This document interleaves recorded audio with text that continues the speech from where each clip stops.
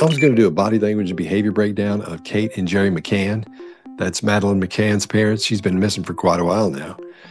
And every time I do an interview, a breakdown an interview, I get people commenting and saying, you know, the one you should have done was this one, or you should have done that one, you know, or this one would be a good one. And I'll go look at all those, and they're really good too. So what I figured I'd do is, before I got in there and started breaking their stuff down, was find out which ones you wanted me to do. And what I've done is I've gone out and collected a bunch of them, like 19 interviews. And I've numbered each one of these. So what I want you to do is pick 3 of those 19 videos and let me know which 3 those are.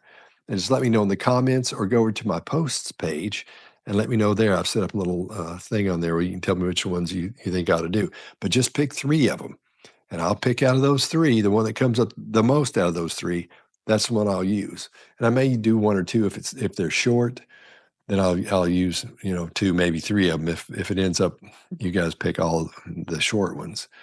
So some of them are kind of long, they're 10, 15 minutes, and some are short, 2 and 3 minutes. But there are 19 of them.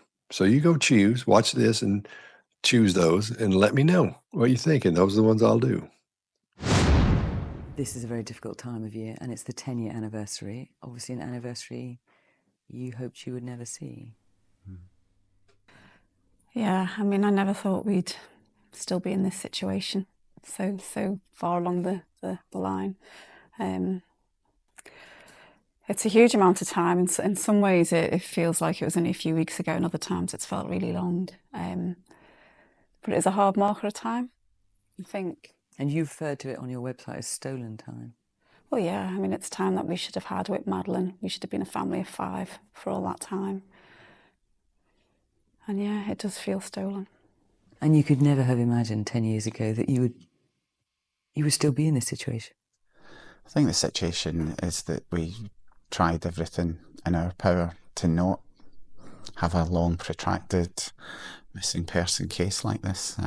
It's devastating, and early on I threw myself into trying to do everything we could to help find her. Obviously that hasn't worked yet, but we are still looking forward. I think that's the most important thing, and there's still hope. And how are you doing as a family, the pair of you? I think we're in a new normality, really, particularly over probably the last, seems like a long time saying it, but over the last 5 years since the Metropolitan Police actually started their investigation. It's taken a huge pressure off us individually and as a family. And because before that you were trying to fight the case yourselves, trying to encourage the police to look for Madeline, get the Portuguese police involved.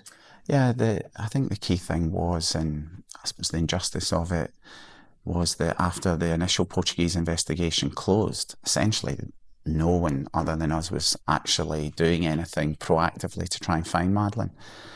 And I think every parent could understand that what you want and what we have aspired to is to have all the reasonable lines of inquiry followed to a logical conclusion as far as you can do that. And that was incredibly frustrating. And now, you talked at the time about what a blow that was. It was terrible. I mean, it's horrible. And, as much as we tried, and fortunate to have had so many donations into Madeline's fund and use that money to try and investigate, your hands are tied. You don't have the powers that law enforcement have. So how much of a difference has it made? So for the last 5 years, the police have been actively investigating. Huge. Absolutely huge. I mean, I can't emphasise enough just what a massive burden that's lifted from us and those around us, and also knowing that the lines of investigation are being prosecuted. And I know the Assistant Commissioner, Mr. Rowley, spoke during the week, but a lot of those lines have been taken to a conclusion, and that's almost as important as finding actually responsible, but knowing that those lines have been shut down. And the police have talked about one significant lead that they're still pursuing. Can you tell me anything about that? Well, we're very much, the investigation is in the hands of the Metropolitan Police. There clearly are ongoing inquiries, and And from our perspective, that's the important thing. They've managed to pull so much together and sift through so much information. So now we do seem to be on just several lines of inquiry rather than tens, hundreds. And there are 4 officers working on it full time. You know, there have been criticisms that the police shouldn't be spending so much money still, so many years on this case. What would you say to I think that? some of that criticism is really quite unfair, actually, because I know it's a single missing child, but there are millions of British tourists that go to the Algarve year on year, and essentially you've got a British subject who's the subject of a crime, and there were other crimes that came to light following Madeline's abduction that involved British tourists. So I think prosecuting it to a reasonable end is what you would expect. But of course it doesn't happen. You know, sadly there are so many children that go missing, and the resources are not deployed on their cases. They have been on your. I think it's others within law enforcement have made it very clear this type of stranger abduction is exceptionally rare, actually, and we need to put it into perspective. And it's partly why Madeline's case has attracted so much attention, thrown in with many other ingredients. But, you know, this type of abduction is exceptionally rare. One of the police officers in Portugal has been a thorn in your side for many years. He was thrown off the investigation, but then he wrote a book. He presented a documentary presenting a view of what happened to Madeline, which implicates you. And you fought it through the courts. Mm-hmm. At the moment, you've lost and he has won. Is this the end for you now? Are you going to continue to fight him? Well, I think the short answer is we have to, because the last judgment, I think, is terrible.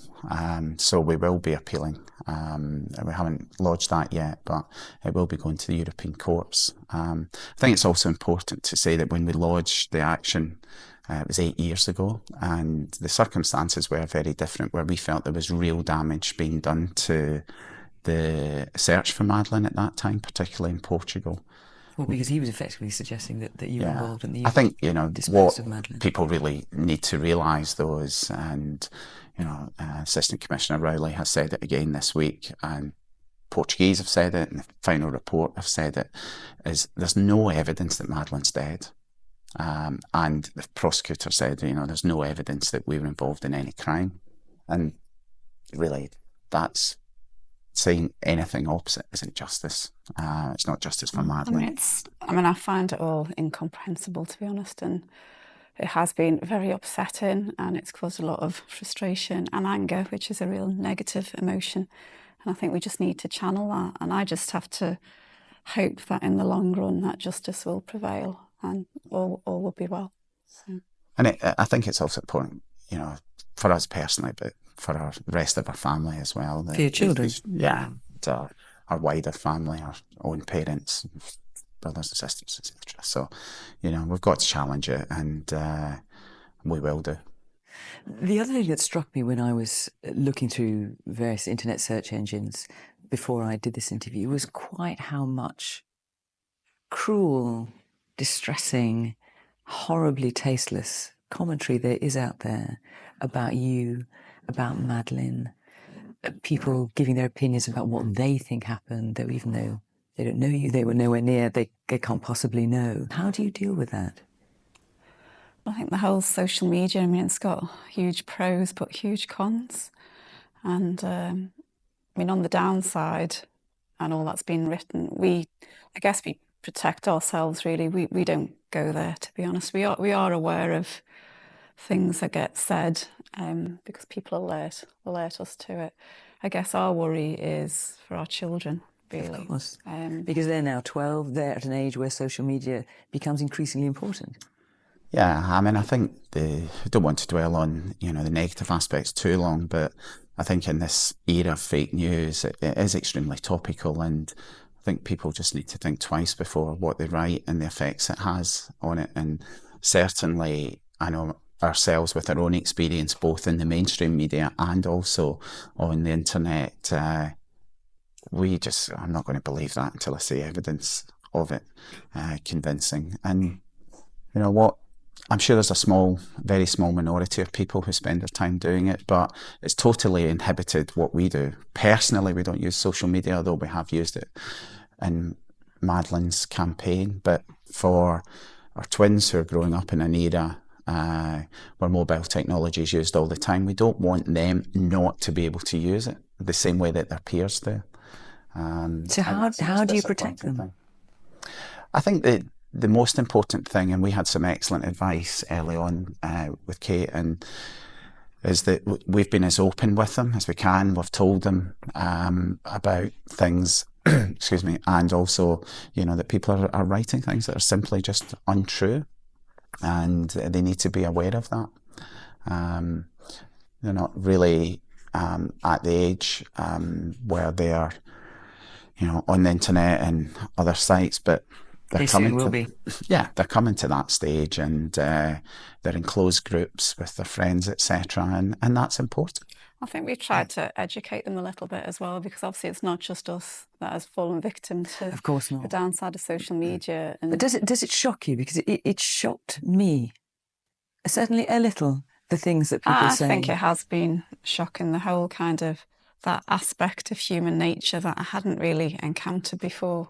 And because I think it's so far from how you would behave or people that would behave, it's been striking and quite hard really to get your head around, because why would somebody write that? Why would somebody add to someone's upset? Why would someone in a position of ignorance do something like that? But I think we've seen the worst and the best of human nature and experiencing. And our personal experience, rather than on the internet, has been overwhelmingly seeing the better side of human nature. And I think we need to remember that, actually. We've had fantastic support over the last 10 years, and because there's a lot of media attention now around the 10th anniversary, we're starting to see that again. I think it's true. I think because things like social media or Amaral or whatever, because it's so awful and upsetting, it does kind of sometimes stand out more, so it becomes more of a talking point, really, whereas actually the main thing that we've experienced is the goodness of people and the support that we've had over 10 years, which hasn't wavered in all that time, and that. How different is your life now to the life that, when you have a child, you consciously or subconsciously imagine your future and the future of that child? I mean, how different is your life now to what you must have imagined all those years ago? Oh, it's a hard one, isn't it? Because it's such a long time. But yeah, I think before Madeline was taken, we felt we'd managed to achieve a little perfect nuclear family of 5. And we had that for a short period, and I suppose it's just almost the same way as if your child becomes ill or seriously ill or has died, and like many other families have suffered, then your vision is altered and you have to adapt. And I think that's a theme that, speaking to other people who have gone through terribly traumatic processes with children and other loved ones, that is something that gradually happens, and you adapt and you have a new normality. And unfortunately for us, our new normality at the minute is a family of 4. But we have adapted, and that's important. And as we've said about the investigation, the last 5 years in particular, it's allowed us to really properly devote time to looking after the twins and ourselves, and of course carrying on with our work. At some point you've got to realise that time is not frozen, and I think both of us realised that we've owed it to the twins to make sure that their life is as fulfilling as they deserve, and we've certainly tried our best to achieve that. And certainly on the face of it, you appear to have stayed so strong as a family unit. I just wonder how you've managed to do that, how you've managed to, it's so easy to blame each other when a cataclysm befalls a family. Mm-hmm. That's such an easy trap to fall into. Yeah. I don't think there's ever been any blame, fortunately. I think what people do say is you don't realise how strong you are until you have no option, and I think that's very true. Obviously, massive events like this cause a lot of reaction, a lot of trauma and upset. But ultimately, you have to keep going. And especially when you've got other children involved. And, you know, some of that is subconscious. I think your mind and body just take over to a certain extent. But if you can't change something immediately, you have to go with it and do the best that you can. And I think that's all we've tried to do. And as Gerry said, I mean, one of our goals, obviously ultimately finding Madeleine, was to ensure that Sean and Emily have a very normal, happy and fulfilling life. And we'll do everything that we can to ensure that. And life for you has changed in different ways, Kate. I mean, you were a GP, you stopped working, you haven't gone back to full-time work. I mean, I assume the idea of someone else looking after your children seemed unthinkable after what happened. You just needed to be with the children and be there. Well, certainly initially, yeah, absolutely. I mean, the kids weren't even in school, so I wanted to be there. I didn't want to let them out my sight. There was obviously a lot going on, a lot of campaign work, there was a lot of emotion. I am actually back at work now. I'm doing something different to what I was doing, but... What are you doing now? So I'm back into medicine, but a different area to not general practice. So that obviously takes up some time. And again, that was a big step as well to re-establishing as normal a life as possible. So, I mean, life's busy. I think in some ways, I don't know if it's our personality or whether it's a coping strategy, but sometimes it's almost a little bit too frenetic, but it keeps us going. You know, I think we don't dwell too much on things unnecessarily. So I think there's probably a self-protective thing there as well. But we do have a very full life and as normal as we can make it. And how much do you make Madeleine a part of it? And do you talk about Madeleine? Is she a name that crops up every day? Yeah, I mean, she's always still part of her life. There's photographs all around the house. Obviously, at this time of year, then we can't even have conversations that doesn't involve it. The kids know that we're doing our interview today. You know, the anniversary's coming up. So she is still part of it, but obviously... Yeah, I mean, I think every kind of event that we do, whether it be a birthday or a family occasion or even an achievement or something, I mean, that's kind of when you really feel her absence. It's slightly different to how it was in the early days when everything we were doing was to find Madeleine, whereas now we are having to get on and live a life as well. But it's not that any day she's not there, if you know what I mean. And last time we talked, you told me how you were still buying birthday presents and Christmas presents for Madeleine. Are you, with 10 years now, are you still doing that? I still do that, yeah. And that. So you go around the shops and you think Madeleine would be this age now, what would she want? And that's it. So, I mean, I obviously have to think about what age she is and something that, you know, whenever we find her, will still be appropriate. So there's a lot of thought goes into it, but I couldn't not, you know, she's still our daughter. She'll always be our daughter. It's because Kate does all the present buying. I always do the present buying, you know, and yeah, there'll be another one coming up in, you know, next few weeks, so. And Madeleine would be how old? Coming up to 14. To 14. And this anniversary, how will you get through that day? Well, I think like in my message on the website, every day is another day without Madeleine. I think it's just that number, it's that 10-year mark, which makes it more significant, I think, because it's a reminder of how much time has gone by, and obviously 10's a big number. I think we'll get by as we have any other year, really. We'll be surrounded by family and friends, you know, obviously we'll be there remembering Madeleine, as we always have. And I think that the day and the poignancy of it, that we don't tend to go back to the time because it's so draining, but inevitably on the anniversaries and on our birthday, they are by far the hardest days, by far. I think it is important though, because despite how difficult these days are, just keeping in mind actually how much progress we have made. And, you know, nothing's ever going to be quick enough from our point of view. But, I mean, as you know, the last 5 years, we've come a long way. And there is progress. There are some very credible lines of inquiry that the police are working on. And whilst there's no evidence to give us any negative news, you know, that hope is still there. And So it really is there in your hearts? yeah. The hope that one day I mean, you'll be reunited with your daughter? Yeah, well, no parent's going to give up on their child unless they know for certain their child's dead, and that we just don't have any evidence. So my you've hope got of to... Madeline being out there is no less than it was almost 10 years ago. I mean, apart from those first 48 hours, nothing actually has changed since then. I mean, I think the difficult thing has always been, how will we find her? You know, because you're relying on the police doing everything they can, and you're relying on somebody with information coming forward.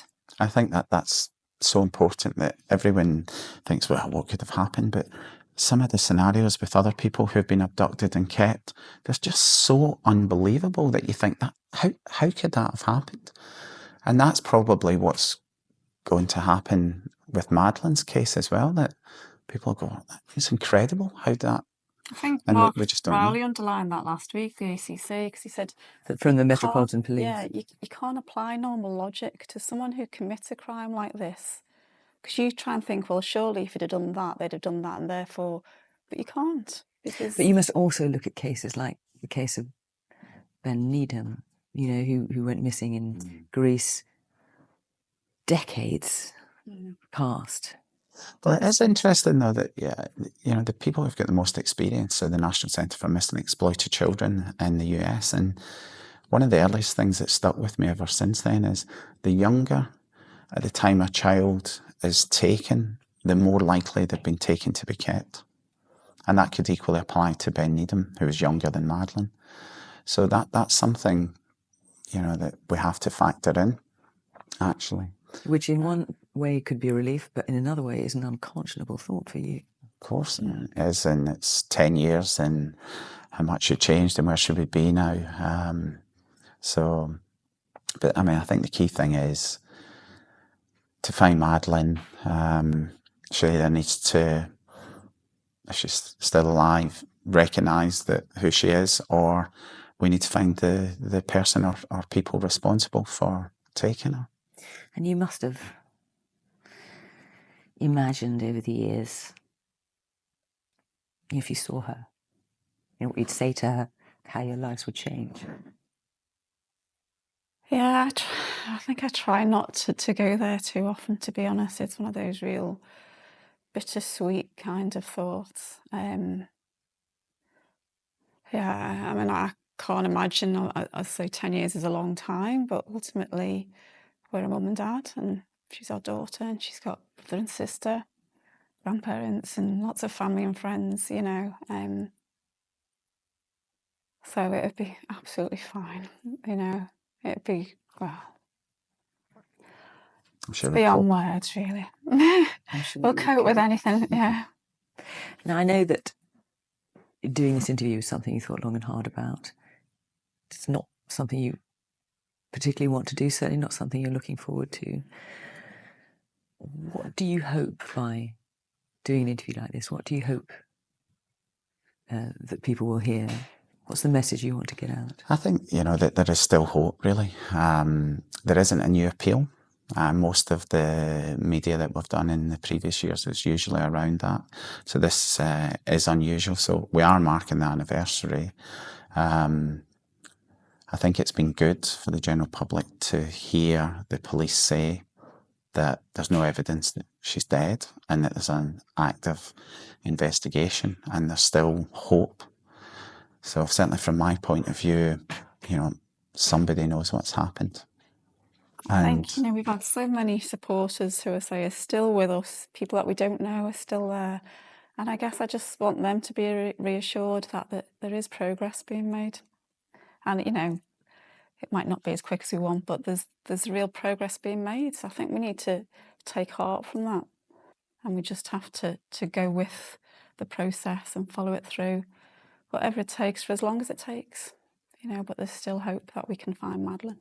And if you do find Madeleine, you will be able to show her everything you did to try and find her. Absolutely. That you never gave up. I guess for her, just knowing how many people have been there willing a home, really important. There's a lot changed in the last year, and I think we're more hopeful now of finding Madeleine than we have been at any point since the early days after she was taken, really. That's largely changed with the investigative review being undertaken by the Metropolitan Police. What we're absolutely confident in is that the Metropolitan Police are determined to get to the bottom of it. They're liaising with the Portuguese authorities, and for Kate and I, that's been an unbelievable change compared to last year, where, to be honest, we felt like we were on our own and the authorities had given up. So we're in a much better place now, aren't we? Yeah. It is strange because obviously it's a marker of time. You look at it and it's not Madeleine that we remember. You know, it just emphasises that 5 years have gone by. But I actually feel really positive about that image. I mean, I didn't get upset. I didn't burst into tears. I actually looked at it and I felt really hopeful. I mean, I can see my daughter in there. The advice is clear. If you see someone who you think looks like this, then you should call the police and also straight away, immediately. And back to what this is about, the police have emphasised there's a real possibility Madeleine's alive, and if people have got information, evidence as to who took her or where Madeleine is or what's happened to her, we want them to come forward. This is as good an opportunity as there has been at any time in the last 5 years. We know there's a very good chance that Madeleine's out there and can still be found alive. And I think many cases that have gone before have demonstrated that. And that, together with the lack of evidence and this new information, means that there's a very good chance. Hello to you both. Thank you very much for coming in. Why the media blitz? In the documentary last night, Gerry, you said the whole world now knows about Madeleine McCann. So why are you appealing for more information? Is there any more information? That's, I think there is more information. The problem we have is we've always said that we would leave no stone unturned, and we don't know what information is in the inquiry, what is not in the inquiry, what has been done and what hasn't been done. I think it's unlikely everything has been done, and we need to know that. It's our daughter. We strongly believe she's still out there. People may not have come forward before. They may have come forward. The information may not be seen as relevant. So we really want to appeal to people. And clearly, there was going to be absolutely huge media attention on us. And this is trying to capitalise on that. There was going to be media attention whether we participated or not. We've had a lot of emails from viewers. Some supportive, some critical, some asking questions. I'm going to put some too, if we may. Leslie in Chesterfield puts one, asked many times, and says, I understand that you must have been asked this 1,000,000 times, but she wants to know, as a mother of a young child herself, why you felt it was okay to leave the children while you went out to have something to eat. It's a question that keeps coming back. I know you've answered it many times, but people still want the answer. I think that's right. I think we have answered it, and, you know, personally I feel we've been persecuted enough about this matter, and we do that to ourselves, so we don't really need to keep going over it. I mean, I've said many times I couldn't love Madeleine more than I do. I wouldn't have done anything if I had any idea there's an element of risk, and I can't say that anymore, really. You know. And there's two things there. The first thing is we felt completely safe. If we had had any inkling that it was unsafe, we wouldn't have done it. The second thing there is we can't change it. You know, what we have done is we discovered Madeleine was taken, and we have done everything there. You know, and no matter how many times let's not forget, there's been an evil crime committed. You know, whatever anybody says about us, is it right for somebody to go into your apartment and take your child out your bed? Do you think that's what happened? Because some people wonder, well, is that what happened, or is it possibly that Madeleine woke up and was upset and went wandering looking for you and got lost that way? I know that's what happened, you know. How do you know? Well, I can't give too many details, can I? But I know my daughter, and I know what I found, and that's all I can say. I mean, that's very important. We're in a very difficult situation because the file is still under judicial secrecy. We're not allowed to give investigational detail, and therefore, you know, there's a number of issues about the way the room was, the situation, and we are as certain as anyone can be, knowing the facts that we know. And we know more than a lot of people that are actually standing up there giving opinions. We know more facts, and a lot of people are just speculating. And you're saying that you can't tell us those facts because you're still official suspects and you're still involved in the investigation? investigation? No, it's because of judicial secrecy, Okay. you know, that we can't. You said that the night before, Madeleine and Sean had been very upset. I didn't say that, actually. Well, that was in the statement, wasn't it, that was leaked out? Was that not the case? Was she not upset the night before and talked to you the night before? What we said is there, and it was the next morning, Madeleine had said to us, why didn't you come when we cried last night? And at the time, we thought that's odd, and we looked at each other and we asked her directly when she meant, and she just dropped it and moved on. And we thought, when they're crying, we've been checking, it would be exceptional for particularly the twins to cry, go back to sleep in between our checks. So obviously kids cry all the time when they're getting bathed, when they're tired, when we're doing that. And we did wonder if it was when they were getting put to bed or around that time. And I think you have to remember, for us, everything is seen in context of the abduction. At that time, we were having a very relaxed family holiday. And yes, it was a little line there, but hindsight's a wonderful thing. If what happened didn't happen, we wouldn't have, wouldn't have crossed our minds again about Madeleine making that comment. But because of what happened, suddenly that was significant, and that's the reason why we told the police. A lot of children taking a very close interest and concern in what happened. Ryan's 12 years old. He's in Kilmarnock. He's asked us this: how is it affecting the other children, so the twins, who you mentioned are 3, nearly a year on? How are you staying strong for yourself and the children as well? But the twins, what do they know about it all? I mean, Sean and Emily are doing great. They're just brilliant little people, and they love Madeleine very much. Madeleine was with them for most of their life. She's still very much in their life. They know she's missing, and they know that everyone's looking for her. But as yet, they're not asking more questions. And to be honest, we can't tell them really, because we don't know. Just wanted to put this one as well, who's 13, who's asked a similar question. Lots of young people writing into us who are deeply concerned and have been all this time about when she's coming home, what's happened to her, asking their parents all the time, are we going to get any more news about Maddie? You know that yourself. And Ellie says, if the twins do ask you where Maddie is, or if they will ask you where Maddie is, what will you tell them? What form of words will you have? Just say we don't know. We don't know, but we're looking for her. That's all we can say. They know that what people are generally saying, that she's lost and missing, and that we're looking for her.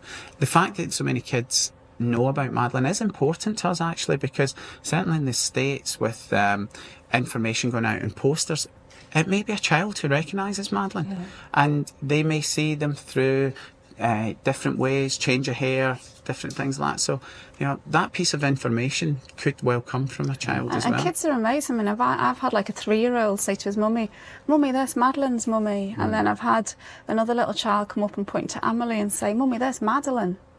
So children actually are very, perceptive. It makes them very worried as well. That's the other thing. Although the campaign is really valuable in terms of getting more information, Carolyn sends us an email saying that a lot of children are asking whether they're going to be abducted in the night, and where the parents are going to be. Are their parents going to protect them? And so in a way, sometimes this is causing even more concern for children. I know how valuable it is, but can you see that difficulty with parents who are constantly having to reassure their children that they won't get snatched in the night?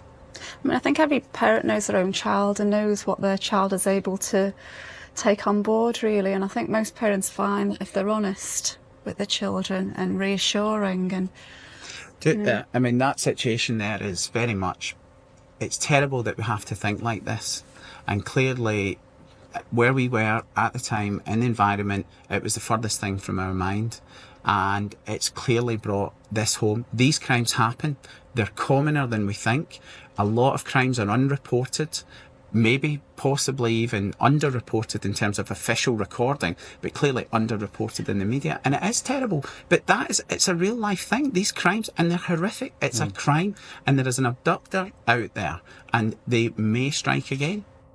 I'm not saying that everyone should think about that. Clearly, if you are in a locked apartment in your house, there's people there, the chances are very slim, and this is so rare. Can I ask you a question about the police inquiry in Portugal, and just clear up one or two things? And so, have you been asked to go back and take part in a reconstruction, and under what circumstances would you go back? There is a dialogue, and that's been reported. Clearly, that there's a date out there, and it's under discussion, and no final decision has been made. I have to say that the prospect of going back with the world's media trying to watch a reconstruction doesn't appeal us, and how emotional it is for us to consider that.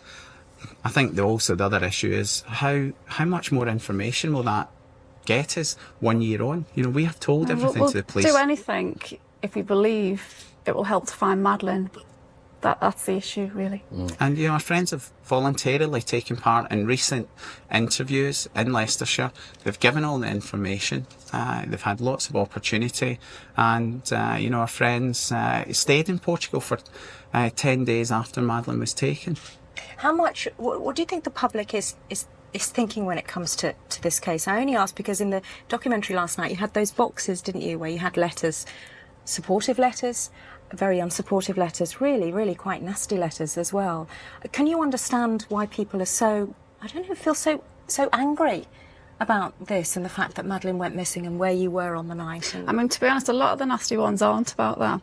We do get letters like that, but some of the nasty ones are almost nasty for nasty's sake. And I think that's been incredibly shocking because, you know, we're not like that, and we don't know people that are like that. And it's quite, I suppose it's quite scary and a bit of an eye-opener, really, that people can be filled with so much venom. And whatever we do, they'll write and criticise. Yeah, it is the way of the world. Anybody in the public eye is going to get that. The bottom line, though, is Madeleine is a 4-year-old girl who's a victim. She's completely innocent. Irrespective, we are doing our best to find her and to get information to help us find her. And this is an international problem. It's an international inquiry, and we want people to come forward whether or not they have done previously. Okay, just to sort of balance things up a little bit, because we have asked you some challenging questions. We have had supportive emails from people. Somebody saying, sums it up really, I'd like to express my support for you both. I admire the way you've coped with the publicity, both good and bad, like the true professionals you are. Others texting and say that their prayers are with you on a daily basis. Thank you. It's really good. Well, good luck. Thank you very much for coming. What was the exact moment, let me ask you, Kate, when you realised Madeleine had gone? Well, I went back to do a check at 10 o'clock and I went through the patio doors at the back and I listened for a minute in the living room and it was all quiet, and I just noticed that the door to the children's bedroom was quite far open, and we always leave it just so it's slightly ajar, just to let a little bit of light in. And I thought to myself, did Matt leave the door open at 9:30? Because Matt checked on them at 9:30. And I thought that must be what happened. So I went to close over the children's door, and just as I was about to close it, it kind of slammed, as if like a gust of wind had shut it. So then I thought, did I leave the patio doors open? So I just checked and they were closed. And then I went back just to open the door again a little bit. And just as I was doing that, I just glanced at Madeleine's bed, which was by the wall, and it was really dark and I couldn't quite make her out. But I just kept looking for what felt like minutes, thinking, you know, where is she, you know?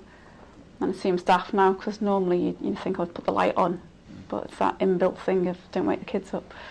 And then I looked and realised she wasn't there, and then I thought, so if she'd gone through to our bedroom, that, you know, that'd explain why the door was open as well. So I just quickly looked in our room and she wasn't there, and that was probably the first time that panic starts to build. So then obviously I ran back into her room, and just as I did that, there was the curtains, which were closed, just kind of blew open. And as they did that, I noticed that the shutter was up and the window was open. And what did you think in that moment? I thought someone's taken her. You went down to tell Gerry straight away? Yeah, I basically quickly whizzed around the apartment, about 15 seconds. I don't know why. In my head, I was just thinking if someone's been in and she's cowering somewhere, I guess is why I did it.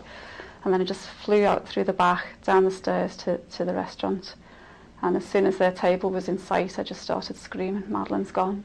And then they all jumped up and were running over saying, she must be there, but obviously I knew. Gerry, I mean, look, difficult question, but obviously the resort you were in had lots of nanny facilities and they weren't that expensive to use, and you both were professionals earning money. Another criticism that's put to you is, why didn't you just pay to have a nanny if you wanted to go out for dinner? Yeah, I mean, it's not a question of money. We did what we thought was best in the kids' routines, and I think as parents we had a very good routine in terms of the whole bath, bed, story type thing. And I take your point, but for me, you know, if your children are asleep upstairs in a bedroom and you're dining in the garden, you're out of sight and you can't hear them. And that's the similar thing to me. We were, except I guess that most people's homes are secure. Sure. You know, this was not a secure property. People could come in and off the street if they wanted to. That's where the criticism, I guess, comes at its most fierce towards you, is, you know, you're intelligent people and you were certainly good parents. There's no one's questioning that from all accounts that we've all heard. It's just when you have people coming in and off a street like that and it's not your home and it's not really secure.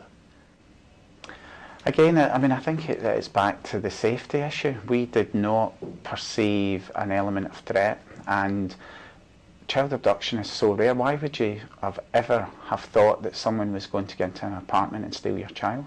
It just didn't enter our head. If it had, it wouldn't have happened. Right, and we've been through all these questions day in, day out. Yeah. Why, how, why? And I can only, you know, say to myself, well, Kate, you felt really safe, and I know how much I love my children, and there's no way I'd have taken a risk. I think the worst thing, though, about the focus on our behaviour, and, you know, if we could change it, we would have. We can't change it, but it takes the focus away from the abductor, and that becomes quite frustrating for us because Madeline's still missing, and that person or those responsible for taking her are still at large. I mean, it must be the worst moment of all, other than the moment you know that Madeline's gone, to have somebody look you in the eye and effectively say to both of you, we think you killed your daughter. That's a terrible moment, isn't it? Well, I just thought, what is going on here? I thought, you're right, nothing as worse as the first night, but I just felt like we were about to get destroyed at that point. Yeah, I think the realisation, and that's particularly apparent for Kate, that effectively there was no ongoing search because there was clearly a strategy where the public were being led to believe that there was evidence that Madeline was dead, and that simply wasn't the case. I mean, Gerry, you kept remarkably calm. that almost played to your disadvantage. People thought, why is he being so calm? Had you been hysterical, they'd say, why is he being so hysterical? You can't win in that position. You didn't see me behind the scenes. But you were remarkably calm. I mean, if I'd been in your shoes and I'd been accused of something like that, I think I would have freaked out. How did you manage to keep your composure?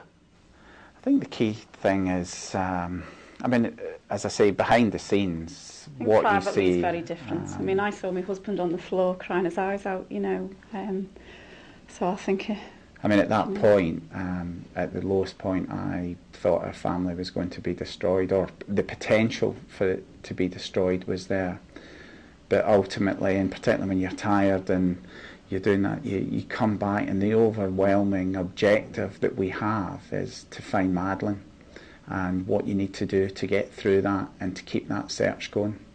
But, I mean, we should be clear, there was no formal accusation.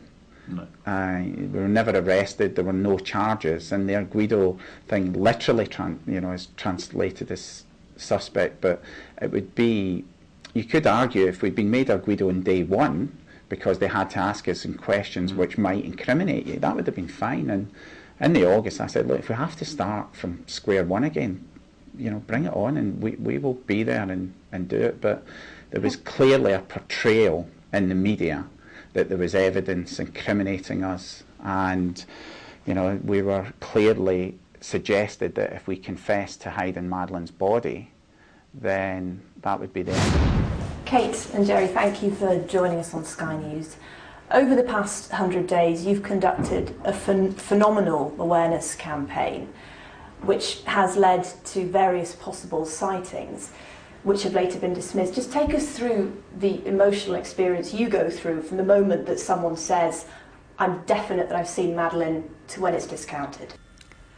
I mean, the main thing for us is knowing if the sighting is credible or not, really.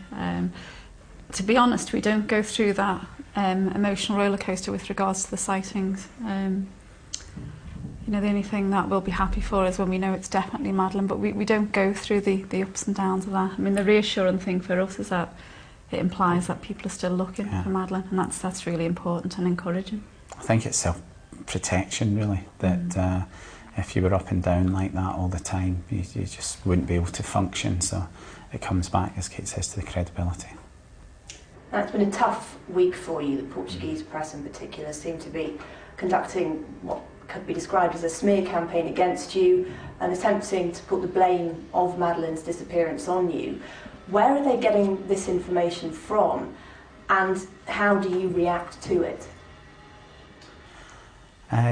We don't read Portuguese, so I think that's the first thing to say, that we haven't read the accounts firsthand. There does seem to be a consistency this week and claims from police sources, but to be perfectly frank, we don't know how much of that is true and how much of it's speculation.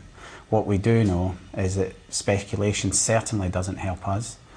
We know a number of the facts, and I have not seen any evidence or know of any direct evidence to have changed our viewpoint to what we've held for the last 100 days. And you know, we've said all along, and everything we've done during the last 100 days is focused on the belief that Madeleine was alive when she was abducted, and certainly we were encouraged in that respect, and everything we've done is to increase the chances of her being returned. You know, Amanda, I mean, we've been through and are going through that much pain with not having Madeleine with us, that anything that's written or said really is just a minor hurdle in comparison, and we'll ride through it. We still strongly want to do what we believe is the right thing to do, what's the right thing for Madeleine, what's the right thing for us, and at the minute that is to stay, and we're not going to be bullied into going home, you know. We've witnessed the support that you've had in Luge, but there is out there criticism, not least from your hometown, the website for the local newspaper, the comments page, a barrage of comments that were described as spiteful, of defamatory. Were you surprised by that, and how did you feel about it? I think, again, I haven't actually read the comments, and I have no idea who's written them. We've used the internet to try and raise Madeleine's awareness. I don't know who the people are or what they've specifically written, other than the broad terms that you've got. Or what the motives are, because anything written like that is really unhelpful. At the end, you know, whatever anyone thinks of our actions, ultimately, and our only focus is trying to find Madeleine. And you know, there's an innocent child missing. That's, you know, what anyone thinks, that's the key thing. Madeleine is missing, and we're just doing our absolute best to maximise the chances of her being found. And anything negative that's written, we've had thousands to counteract that, Amanda. I mean, you've probably heard, but we've had that much support from people. I don't think we can say thank you enough, really. I mean, that's been so important. And that is the main thing, really, that far outweighs anything negative. Luge itself, a very relaxed, safe-feeling resort, and obviously you felt relaxed and safe enough to leave the children to sleep while you went and ate within the complex. Is that something that you'd done on other nights? Is it something you were getting a feeling other holiday makers were doing? I can't really comment about, you know, it's well known that we were dining at the tapas bar 50 yards away, and can't comment too much in terms of our patterns and our routines, given the fact that that's subject to the investigation. But I've said before, we both said, you know, if we'd had to think for 1 second that this was taking a risk, it wouldn't have happened. So, I mean, I think that says how safe we felt, you know. Yeah, I mean, it was incredibly quiet, family orientated, we're incredibly close, and you know, we did feel incredibly safe here. And I mean, judging on the letters that I've had so many supportive letters from families from other mothers, and they've said, Kate, you know, we've done that, we do that, you know, who'd have ever thought that something as horrible as that would happen, you know. It is incredibly rare what's happened to us, but I think, you know, with the way we've talked about it before, it felt very similar to dining in your garden. And I know that, you know, have you ever left a child unattended for any length of time, whether it be you're downstairs and the child's upstairs, or you went to the garage, you know, if we could turn back the clock, you know, and rewind, of course we would. Yeah, we're just sorry we weren't there at that minute. In terms of staying in Portugal, you've both said from the start that you're not going home until Madeleine is safely back with you. Are you both equally as adamant about that? Because there have been some suggestions that Kate, you're the one that really wants to stay, and Gerry perhaps not so much. What do you see as the benefits of staying? And is it true that perhaps you want to stay more? I think we both want to find Madeleine, and we want to do everything possible to help. And we felt staying close to the investigation and trying to move that on and cooperate was a good thing. That's, you know, this week and the week before highlights how important that is. It would have been a lot more difficult to progress things if we'd been back in the UK. I think from some practical aspects, in terms of efficiency, I could see benefits of going home, but emotionally, until we've done everything, and we need to know what's happened. Is it difficult for you seeing, because now, you know, Luge itself is it's in full swing for holiday season. Is it hard to be in your situation surrounded by people on holiday? I just think every day's hard, to be honest. I don't think that's really made it any harder for me. I just think every day without Madeleine is very hard. I think earlier on I was very conscious that, you know, perhaps our grief and misery may have been affecting other people, and I was not trying to force that on them. I was conscious of that.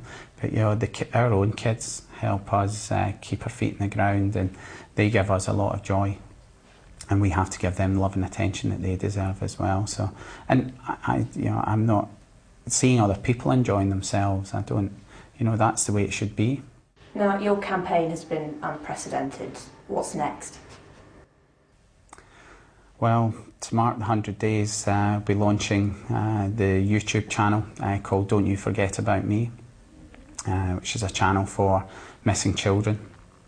And there's been a lot of work going on behind the scenes on that. I think it's a fantastic idea, and we're launching it in collaboration, obviously, with the International Centre for Missing and Exploited Children and Google themselves, who will be hosting it via YouTube. And both of whom have been incredibly supportive and just welcome the idea. So, is this an indication, going on at a wider scale like this, that perhaps your hopes are fading for Madeleine in any way, in that you're giving it, you know, putting it on a much wider scale rather than this just being about finding Madeleine, about finding other missing children? No, I mean, I think, you know, from quite early on, we've obviously wanted to know a little bit more about the scale of the problem, and I mean, it's massive, actually. I mean, I didn't realise how little I knew, really, and I think knowing that, it's very hard to turn a blind eye to it, you know, and we just felt if there was anything, obviously at the minute our priority is Madeleine, but we just felt if there's anything that we could do that might help other children, that might make the world that little bit, even if it's a tiny bit safer for children, then something good has come out of it. I think it's something tangible that could benefit other people and give renewed interest to other missing kids as well, and a medium that younger people use, and tens of millions of people use YouTube. There were over 229 videos of Madeleine on it already. About 6 weeks ago. Yeah, so it's incredible. And Kate, finally, if Madeleine could hear you now, what would you say to her?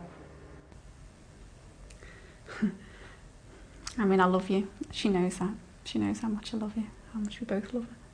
And we're still looking for her. You're calling for a review of the investigation. Explain to us why.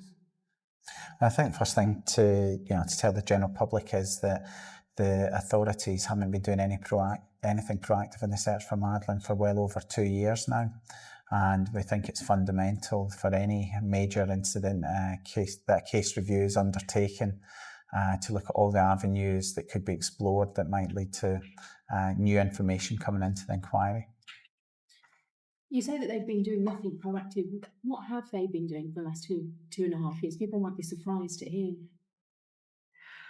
Well, I think if information comes in, certainly to the British authorities, that if they're able to, they will have a look at it, and if they feel it's necessary, they'll send it over to Portugal.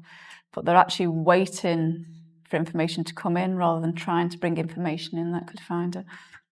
Do you think it makes it difficult for them, though, because you have got your own private investigators looking for your daughter? Does that make the relationship with the police difficult?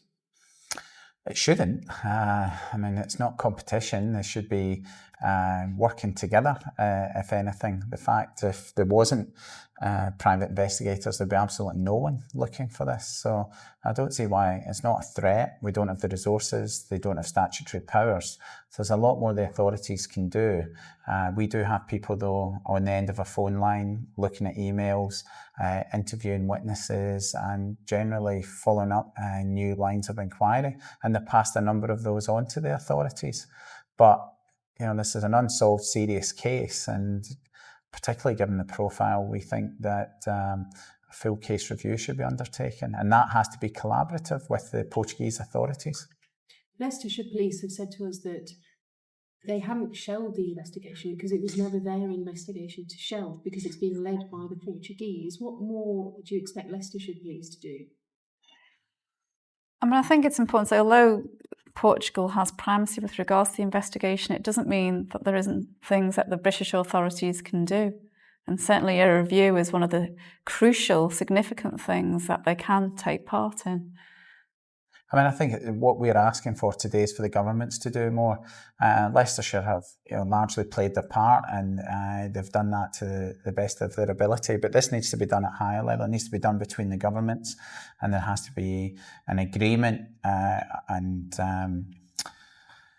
parameters set in terms of a review, how it's going to be done, and what it leads to. And the last Home Secretary, Alan Johnson, ordered a scoping exercise that was undertaken by CEOP. And as far as we can see, after 6 months, nothing's been done with that scoping exercise, and we just don't think that's acceptable. So the previous Home Secretary looked into the feasibility of having a review. Has there been a change in the attitude of the new government now that we've had a change of government? Well, it's difficult to know because we're not getting any metrics to measure what the government are doing against. So there's no timelines, there's no deliverables, and time's just ticking on. We were told that we would be told the contents of that report. We haven't seen it, we haven't been told. And really, although the government say there are sensitivities, we fully understand that, but they should be doing more, and they should be responsible for ensuring that Madeleine gets the best investigation possible. We're not aware of any progress since the CEOP report was handed into the government at the end of March, and even allowing for a change of government in the last 6 months, we're not aware of anything that has carried on from that report being given in. When you met with Theresa May, the new Home Secretary, what promises did she give you? Did she tell you what was in the scoping report? Well, I think that's just it. There weren't any promises. In fact, she said, I don't want to make any commitments. But basically what we need to know is, what are they doing? What are they going to do with that report? Have they read the report? Do you think she had even read it? Well, she hadn't when we met her. She said that, which was a bit disappointing. Hopefully now she has, but we need to know, where are we going now? Because we truly believe it's going to help the search for Madeleine. We know it's not easy, but it doesn't mean it's not possible. I just wanted to ask you, you've chosen to do the interviews now, 3.5 years on. People will be wondering how on earth you keep going and how you keep this story in the news after such a long time. Well, we don't, although we offer to do things like this, really, I think it's a reflection that the public are very interested. And I think the public care about Madeleine, and that's why it's still a story, for want of a better word. And which is great, because without the public support, I don't know where we'd be. I think that's crucial. You know, the government won't do anything without pressure, and it's the public. The government are accountable to the public who elected them, and that's what we're asking for, is the public to ask our government to do more and to work with the Portuguese government as well. And we should be putting pressure on both of them to solve this. We can't stop doing what we do. We need to find Madeleine. We live in a life that's somewhat in limbo between our previous life, which is very, very happy, and somewhere now where we've got a different life, but without Madeleine in it. And we can't really get off that treadmill until we find her, or at the very least, what's happened to her. And how do you keep going? How do you keep hope alive? There must be days when it's very, very difficult. We've worked so hard. Understandably, we're Madeleine's parents. We're going to do everything that we can. And we work really hard. And there are days when it feels that obstacle after obstacle is thrown in your way. And obviously the clock keeps ticking, the calendar keeps turning. And there's days that we just look at each other and think, God, I wish it was all over, But basically, we wish Madeleine was back with us, full stop. But we can't stop. While we're in this situation, we just have to keep going. It doesn't matter how tiring it is. It doesn't matter how many blocks are put in our way. We have to keep going, because a little girl is still out there missing. This has not solved this case. She's still missing, and there's an abductor out there. There's a criminal out there who is free to do this over and over again if we let him. So it's another reason why the governments and the authorities should be doing more. I was just going to say one of the simplest thing is Sean and Amelie's attitude, because they talk about Madeleine all the time, and when we're having one of those days where you just want it all to go away and you're feeling exhausted, and they just say, when Madeleine comes home, and there's no reason why she can't come home that we know of, and it's happened for other children, and they know how hard we're working. And they want Madeleine home as well, and that really does give us renewed energy and vigour to carry on what we're doing. In Sean and Amelie's words, Madeleine's missing. We need to find her. It's quite simple when they put it like that, So you still believe that your daughter is alive and out there somewhere? Well, certainly we know there's a good chance that she's still alive. At the minute she's just missing, so you have to assume she's alive, because there's nothing to say otherwise. There's many cases, as you know, that have hit the media of children, and many cases that haven't hit the media of children who've been found years down the line. So you just have to keep going. You could imagine that if we just gave up and years down the line we found her. There's no justification for giving up. And so you'll keep on searching for as long as it takes? Yeah, and we can't stop. I don't think any parent could stop. I don't think you could live comfortably. I just don't think physically that you could, or mentally, you could actually reach that decision, And you mentioned the public support and how important that is to you. How do you feel about the fact that there are still people who feel that you had something to do with it, and there are websites set up to this, and it must be quite hurtful still after all this time? Sure. I think the key thing is that the motives of people who wish to persuade others that Madeleine is dead without any evidence to suggest that have to be questioned. We're here to try and make sure there's as good a search as possible, and that's, as far as I can see, the way the vast majority of the public want to see it happening. And I think they'll be shocked to find that the authorities have not been doing anything. Our focus is in making sure there is a good search, not in stopping one for a missing child. So are you still quite hurt by the things that you read? Well, a lot of the rubbish I don't read, to be honest, because as Gerry said, you have to question the motives of people like that. People who want to insist on something without evidence, people who want to bring more pain and suffering to a family who are already vulnerable, who are already suffering. You really have to question those people. And I don't value their opinion, because I wouldn't behave like that. So, you can't be, distracted from what is important, which is Madeleine, by people like that.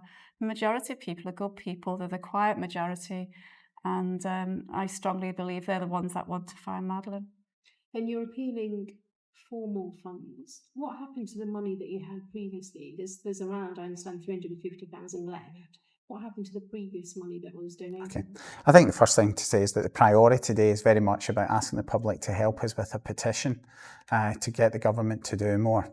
We have Been fortunate, although it's not helped us get what we want, by having a fund. And the fund was set up in response to people offering money, and it was set up properly, and the fund is very accountable. It's independent auditors. We have a fund administrator who's got lots of experience. But the vast majority of the money in the fund's been spent directly on search fees. It's obviously supported other things, awareness campaigns. We have a part-time coordinator now. We have a media liaison to deal with things like this here and in Portugal and trying to get our messages across. But most of the money, the vast majority of it's been spent. We've had to fund an investigation for 2 years now, which, as you can imagine, with several more than that personnel, it costs money, you know, and staff, expenses, interviewing. We run a 24-hour helpline, which is available. We run a website that costs money, updating it, communications, you know, all of these things do add up.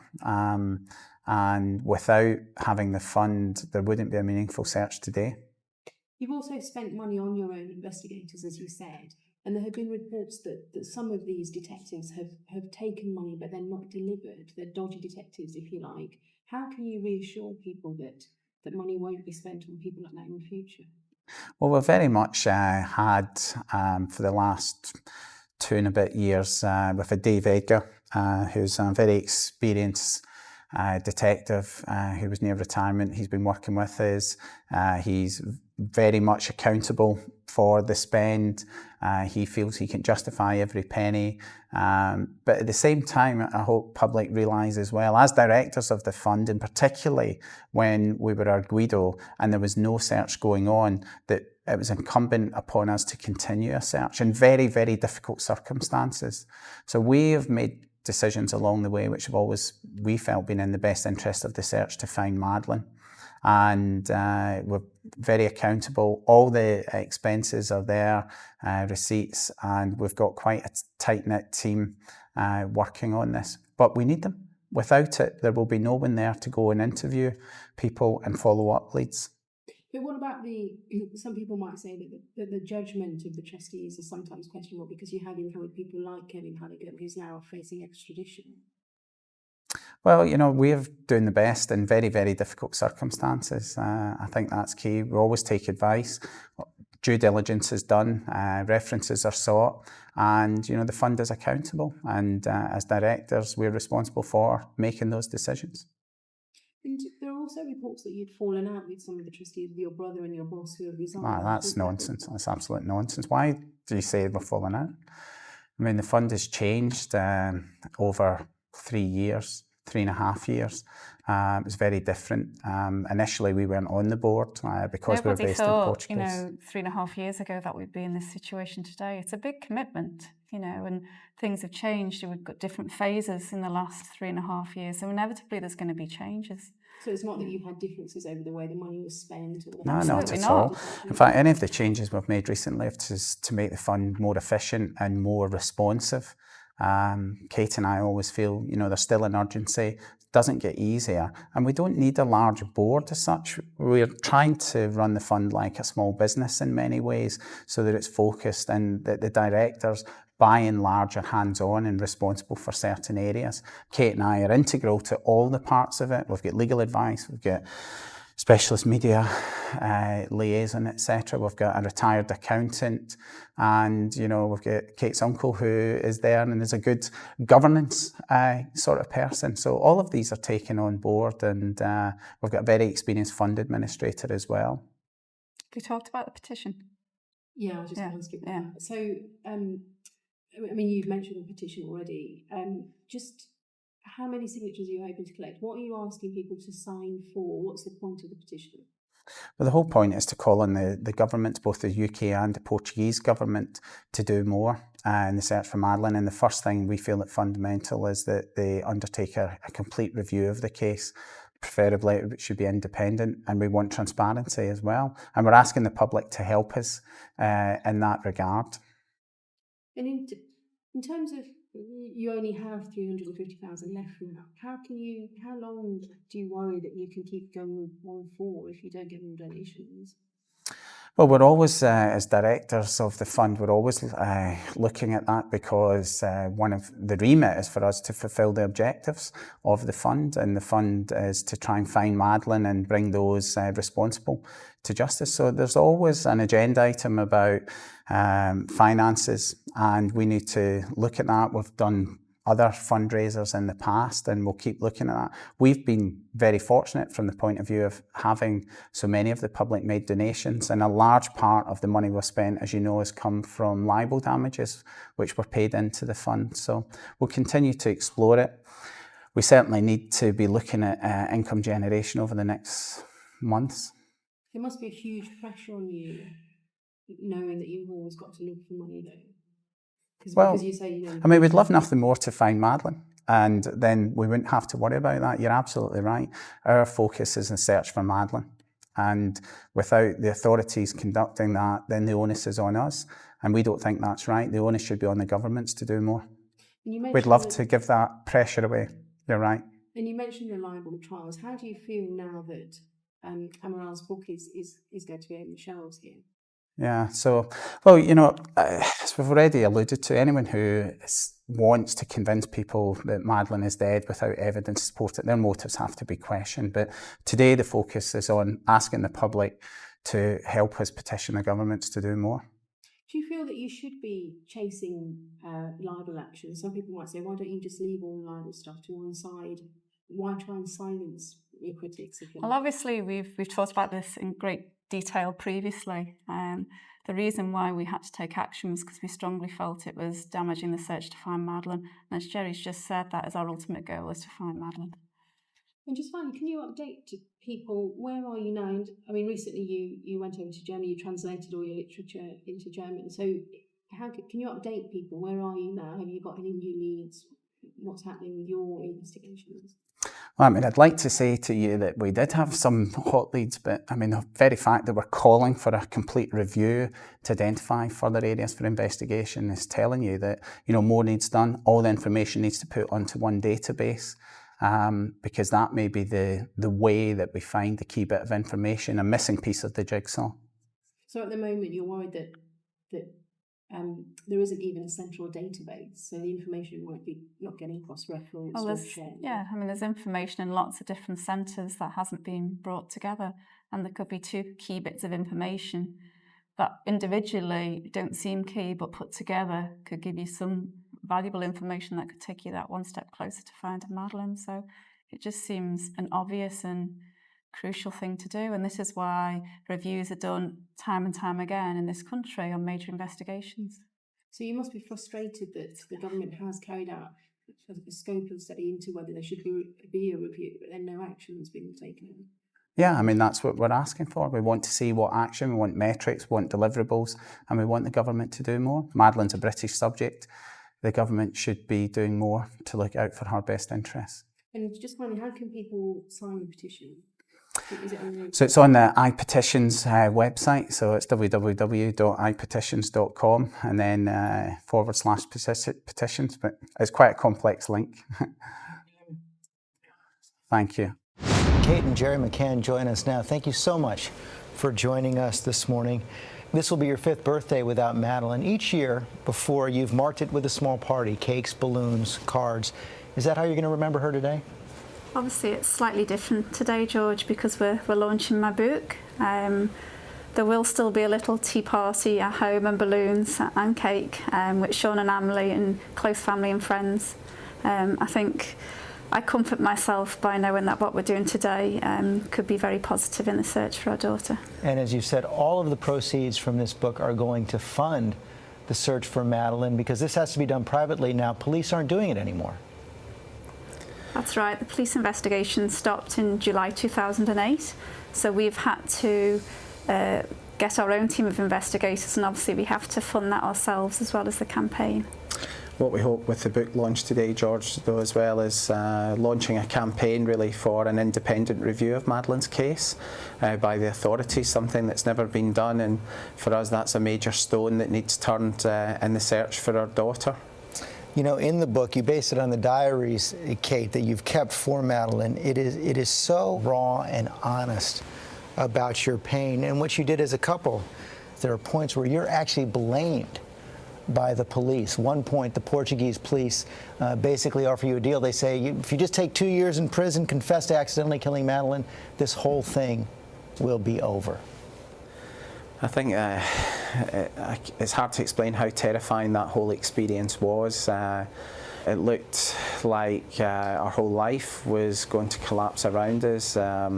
And I'm sure if we had confessed to hiding Madeleine's body, for which there's absolutely no evidence, and no evidence even that Madeleine's been harmed, that would have been the end of it. Kate was incredibly strong through that period and was fighting for Madeleine. I think the most difficult thing, George, was the realisation at that point that the police weren't looking for Madeleine and that they were just focused really on trying to, I guess, blame us and for it all to be over. And obviously that is, you know, one of the most damaging things that could then happen to the search, really, was for the police to stop looking and to convince the general public as well that we were somehow involved and then stop them from looking. So that was the thing that hurt the most. You also write about, though, you know, you had left Madeleine and the kids there. This, and my wife and I have talked about this. This could happen to anyone. But how were you able to stop blaming yourself in any way? I mean, all I can say is how much that I love Madeleine. You know, we both love our children dearly, and there was no way we'd ever have put them at risk. I think I have to remind myself as well that the person who's committed this crime is the abductor. And at this point, that abductor, that person, is out there free. So he's got away with this so far. He's also free to go and, you know, commit similar crimes if he's left as it is, if nobody's going to bother to try and look for him. And finally, what's your biggest hope of what can come from this book? Well, obviously, our main hope is that it'll lead somehow to us finding our daughter and for us to be back as a family of 5 again. And we'd like to thank everybody as well in advance that has helped us already. Thank you to everybody who'll read the book, and please keep looking, please keep helping us to find our daughter. And thank you for joining us today. Thank you. Kate and Gerry McCann, please welcome to Stockholm. Thank you. Thank you.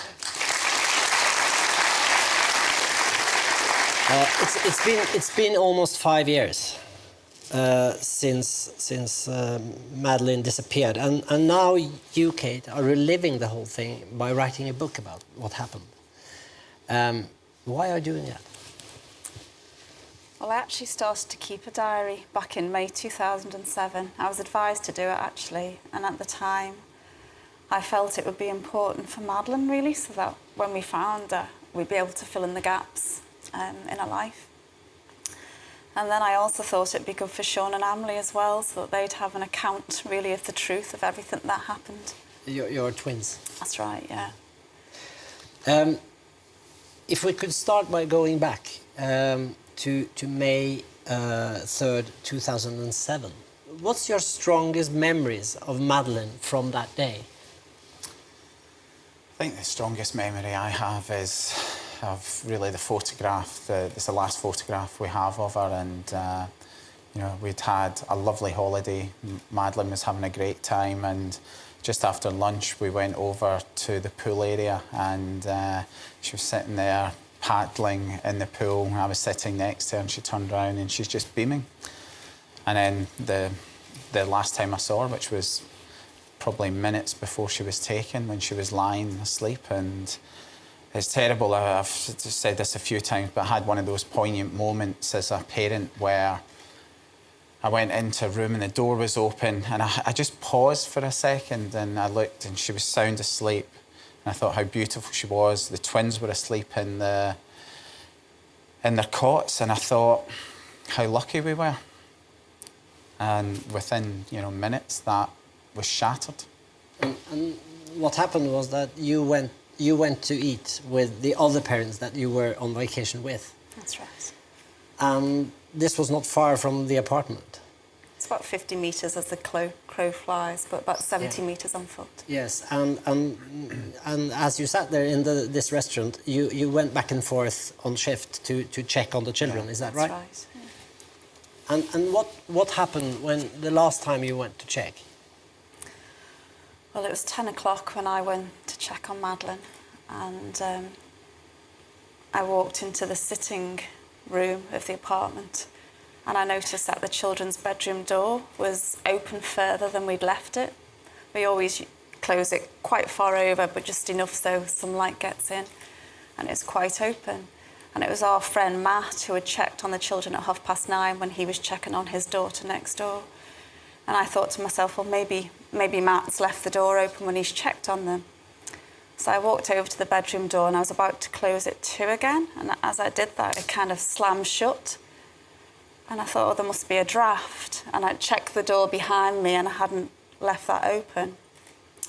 And then I opened the door again of the children's bedroom just to leave it open a little bit. And that's when I really looked in. And I couldn't quite make out Madeline in her bed. And I just looked and looked, and it was obviously quite dark, and it must be a parental thing where you don't switch a light on because you're worried about waking them. But then I realised she wasn't actually there, and I thought, well, she must have wandered through to our bedroom, and maybe that would explain why the door was open. So I went into our bedroom, and she wasn't there, and that was the first time really that the panic hit. And I just ran back into her bedroom, and literally at that point, the curtains, which were closed, just kind of flew open, and that was when I noticed that the window was open as far as it could go, and the shutters outside had been raised all the way up. And then I just knew straight away that someone had taken her. So this was your first thought? Yeah, absolutely. There's no way a young child could have got out. This decision of not eating in the apartment, it has been a lot of discussions about that, and not staying in the apartment, go to eat with the other parents, as you did every night. We felt incredibly safe, and we were in a very quiet holiday resort. We were with a group of friends.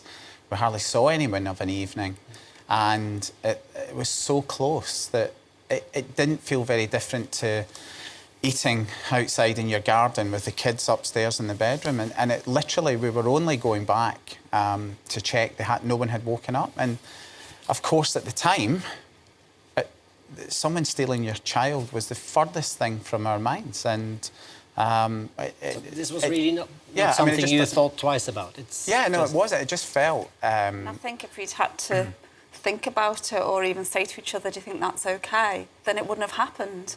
But it just felt like a very natural thing. We'll eat at the restaurant on the complex. I think the hardest thing with this is, with hindsight, we made a mistake. It was a collective mistake, but unfortunately, we can't change that. And whatever anyone may think about our decision making that night, Madeline's completely innocent, and she's been taken, and it's hard for us because no one could feel more guilty than we did to think that your behaviour gave someone an opportunity, a risky opportunity, but one that they took. And we persecuted ourselves for that. But you've got to look forward. You can't go back. We can't change that, unfortunately. And what we've tried to do is always to look forward. Were you the worrying kind of parent? I mean, I'll answer that. I would say I wasn't, but Kate was. I would have said that Kate was a bit overprotective, whereas I grew up in a big family, the youngest of 5, and you feel, indestructible. But Kate was much, as an only child, maybe, I don't know, but definitely much more protective of the children than me. There were... you came in contact very, very quickly with the Portuguese police. Sure. How was that experience? We were expecting a metropolitan-type response, and I remember saying to the officers, "Where's the helicopters? I want helicopters with heat-seeking equipment." And the officer kind of laughed at us and said, "This isn't, we don't have a Royal Navy and this thing." And you just, and I'm sure every single parent can understand this, because everyone has lost a child momentarily, and the terror and how frightening it is, be it in a supermarket or a playground or a park, and you just want everything done, and you want the world to stop and scream, and the response, was slow, and that's been one of the hardest things for us, because Madeline could have been moved very easily, and the Spanish border's only about 90 minutes away, and Obviously, you're on the Mediterranean, and one of the aspects of why we are campaigning internationally is because she could have been taken anywhere. What happened was that as time went by, you didn't really trust the Portuguese police, and they didn't trust you. We were there for 3.5 months. We felt we had been completely eliminated from the inquiry, had been interviewed, the circumstances, you know, and then, you know, for whatever reason, and possibly pressure and a desire for this case to go away, it was portrayed in the media that there was very strong evidence that Madeleine was dead. People see DNA and other things, and that we were responsible for hiding her body. And there were rumours about DNA in a car that you hired. And I want to be absolutely clear about these things. You know, there's two aspects. We didn't hire that car for 3.5 weeks until after Madeleine was taken. And the second aspect is there's no DNA match. You know, when you see the files, there's a mixed sample of DNA that comes from 5 people, and all they say that some of it matched Madeleine's, but of course all of our DNA matches Madeleine's. And to be fair, you know, it was incredibly frustrating from the time we were arguido through to the file being closed the following July. But the prosecutor's final report was very clear, actually, and unequivocal that, you know, there was no evidence that Madeleine was dead, and there was no evidence that we were involved. But certain people have chosen to ignore that. These media speculations was most shocking, do you think? Was most hurtful? I mean, there were loads. I mean, I guess the worst thing is if they say that she's dead and there's no evidence, because if she's dead, there's no search. I think the other thing, just to go back to that, Frederick, is that we had an interview with the police, which Kate details in her book, an unofficial interview. And basically, to the senior officers were saying to us, tell us what happened, we know what happened. And I was in tears saying, do you have evidence that Madeleine is dead? Because if you do, as her parent, we need to know. And they were saying, it's coming, it's coming. And that, you know, the pressure that was put on us to confess to a crime of hiding your own daughter's body, and to say that you were going to pursue us for murder. And it's not unique to Portugal. This happens with police the world over. It's happened to many different people. It's happened to other parents in similar situations to us. How is your daily life? It's been 5 years. How is your daily life affected by this now? Or do you have a daily life? Yeah, I think we've reached a new normality, I guess. You know, our life will never be what it was. You know, it's never going to be truly normal again because of what's happened. But we've got to a place where we are obviously functioning. I mean, Gerry works full-time. I haven't returned to medical practice, but I've worked on the campaign and the investigation. 6 months of my life was spent going through the Portuguese police files. 9 months was spent writing the book. And of course, we've got 2 other children. We've got Sean and Emily, and it's, you know, it's actually quite a luxury, but a nice luxury to be able to take them to school and be there for when they come home. So it's probably important to emphasise, you know, we do spend obviously a lot of our spare time focused on it. And the last year we've slept a lot better knowing that the review is taking place. But if you had a casual observer looking at us as a family, they would see a family of 4, they'd see a happy family of 4, and they wouldn't really see, they wouldn't suspect that we've been, you know, suffered a great trauma. But for Kate and I, Sean and Emily are as happy as any 7-year-olds that we know. And for Kate and I, we get enjoyment from life. We do that. But until Madeleine's back with us, there's always going to be a void, and that there's a limit. You know, whereas before you could have unbridled joy. Anything now is there's always a tinge in it. And it's often the family things because Madeleine is not there with us. How has it affected your relationship? Well, we're very lucky in that our relationship was very good, very strong before this happened, and I'm not sure we'd have survived if that wasn't the case. I mean, I don't think there can be anything more traumatic than what's happened to us, plus all the additional stuff on top of that. You said you've written the book for the twins. How much do they know? Probably as much as we do, to be honest now. Actually, yeah. We did take advice from a child psychologist, and he said to be as honest and as open with them, but let them take the lead. So if they ask you a question, you respond as fully as you can, and that's exactly what we've done. So we've got to the point now where they understand that a man has taken Madeleine. They view it like burglary. She's been stolen and you shouldn't take something that doesn't belong to you. But they understand, you know, there's lots of people helping us. They understand why we're in Sweden today. The purpose of that is to ask for more help, really. Can they really remember? Well, obviously they were very young, but they have recounted things that happened prior to May 2007, which has kind of thrown me a little bit. Obviously, they've been surrounded by Madeleine ever since. There's pictures all around the house. Madeleine's bedroom's still there. They've obviously seen things on the television, and they know that my job really has changed from being a doctor to looking for Madeleine. And I think it's important to say that they still see Madeleine as a big part of their life. And as parents, that's incredibly comforting. And they'll say things like, we're going to get in an airplane and we're going to look for that man. And when we find him, we're going to, and I say, we'll give him to the police. But they even talk about that. And I think if we don't find Madeleine the next period, we will face more difficult times as they get older and they're on the internet and they start seeing some of the vile material which is there.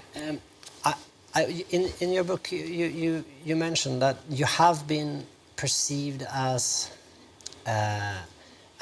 cold in a way. Well, someone's always got an opinion, and I think we've learned how judgmental people can be. I mean, I think it's maybe part of human nature. We're all quick to judge from a position of ignorance. Is there a right way of grieving and a wrong way of grieving? Well, exactly. I mean, how should a mother or father grieve when their child is abducted? And I think the other thing people probably don't understand is that when we've done media, and particularly in the early days, you had to really set yourself up to go in there and deliver the message that, you know, we set Were you advised on how to behave? I mean, the very initial things we weren't, but when we did the first sort of direct appeal to the abductor, Kate, we were given, and it was told that Kate should speak as the mother, female voice, and that she should not show any emotion in case that gave the abductor some sort of kick. So that particular appeal, but I think as much as anything, you know, Kate had probably cried 16 hours a day for 4 days by the time we did that, and we were just drained. You cannot physically cry 24 hours a day. I mean, it's impossible. The day we did the appeal to the abductor, which was on the Monday, and I spoke to Alan, the counsellor, and I said, I feel really numb, and I felt really bad that I felt numb. And he said, Kate, you can't cry for 24 hours a day. You know, this is natural, but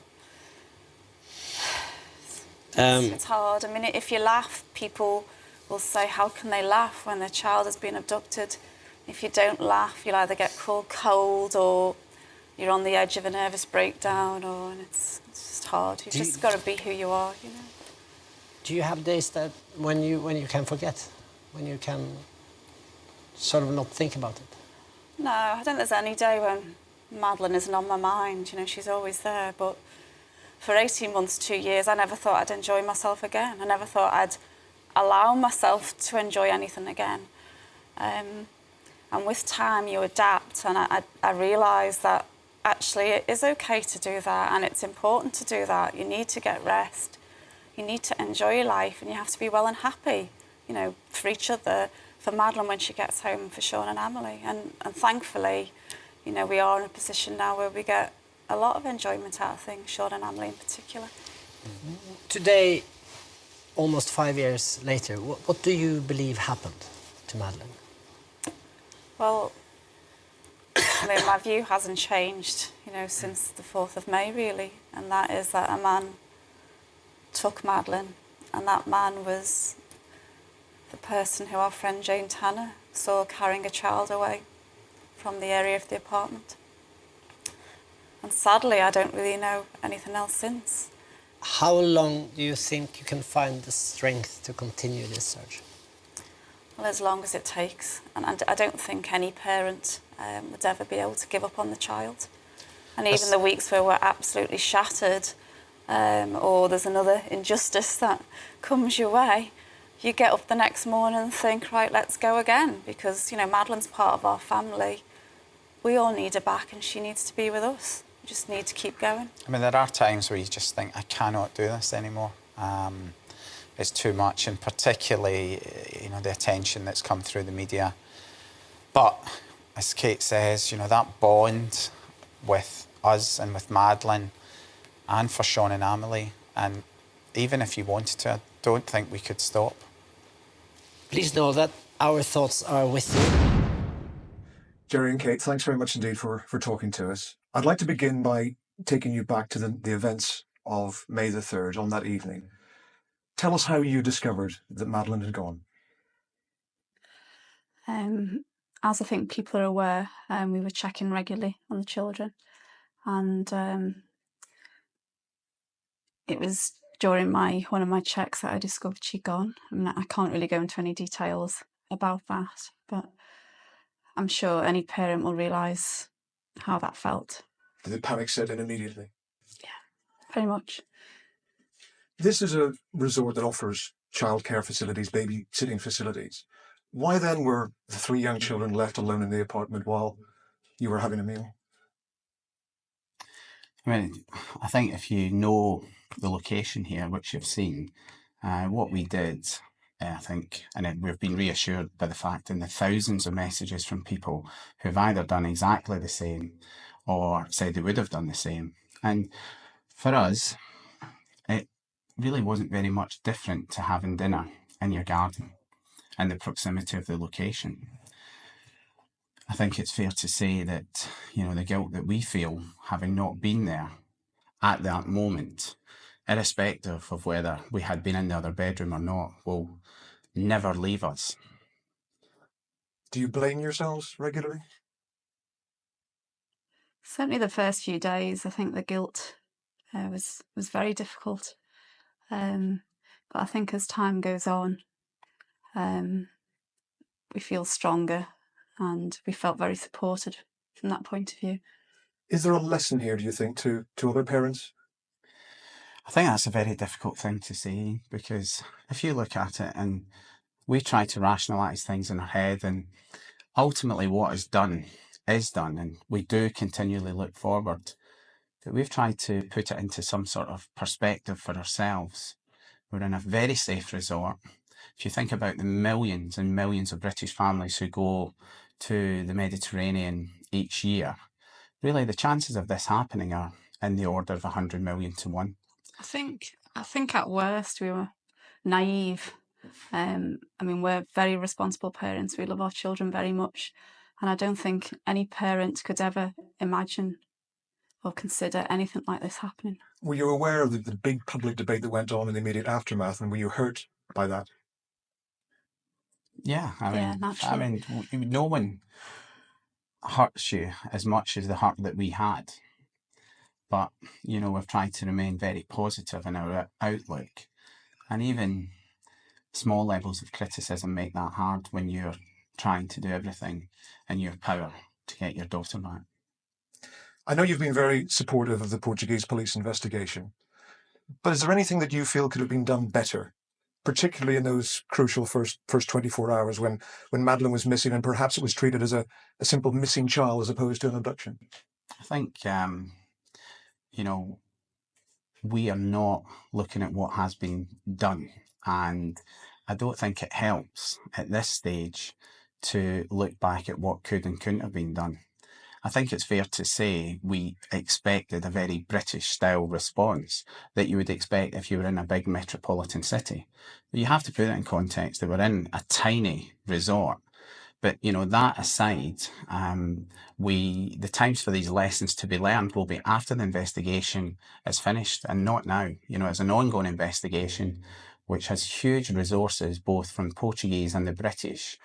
They're working very, very closely with lots of expert help. And I know there's hundreds of pieces of information continuing to come forward. And I would strongly like to emphasise we would like anyone who's been in here in the 2 weeks leading up to the abduction to come forward if they have not already done so and upload their photographs, because we want Madeleine back and people can still influence that. Looking back, I mean, did you see anything suspicious in the days leading up to her abduction? Did you notice anything? Have you been racking your brains to try to think whether people might have been watching? I didn't. If we did, we wouldn't tell you because it may be important information, but we didn't, you know. It's such a relaxing holiday. And in fact, as a family unit, up until that night, And with the friends we were here, certainly for us, it was as good a holiday as we have had with the children up until that point. You have to keep believing that Madeleine is still going to be found alive and well. Absolutely, we do. Do you ever, though, allow yourself to drift towards negative thoughts? I think in the early days we did, and I think that's inevitable. I think any parent who's been through this does that, certainly in the first few days. We don't now. We're actually a lot stronger, a lot more hopeful now. And we have to be hopeful. It's what keeps us going and keeps us focused. And what about Sean and Emily? What have you said to them about their big sister? They're really good. I mean, they're at an age really where they're still quite young, and I guess it hasn't had the same impact on them as if they were a little bit older. They do talk about Madeleine. They pick up things and say Madeleine's, you know, and that's fine, but they're really good.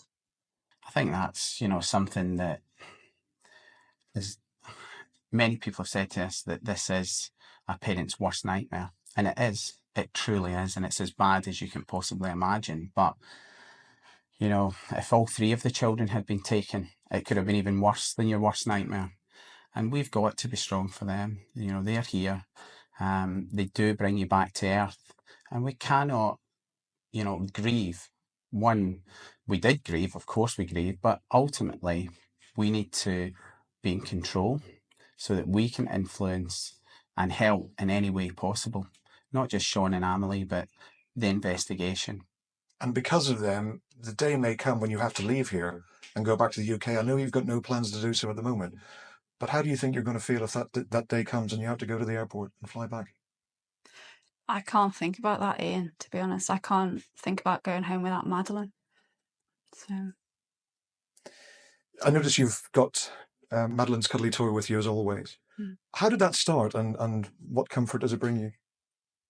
Where did it come from? Or no, how did the idea come to just have it in your hands all the time?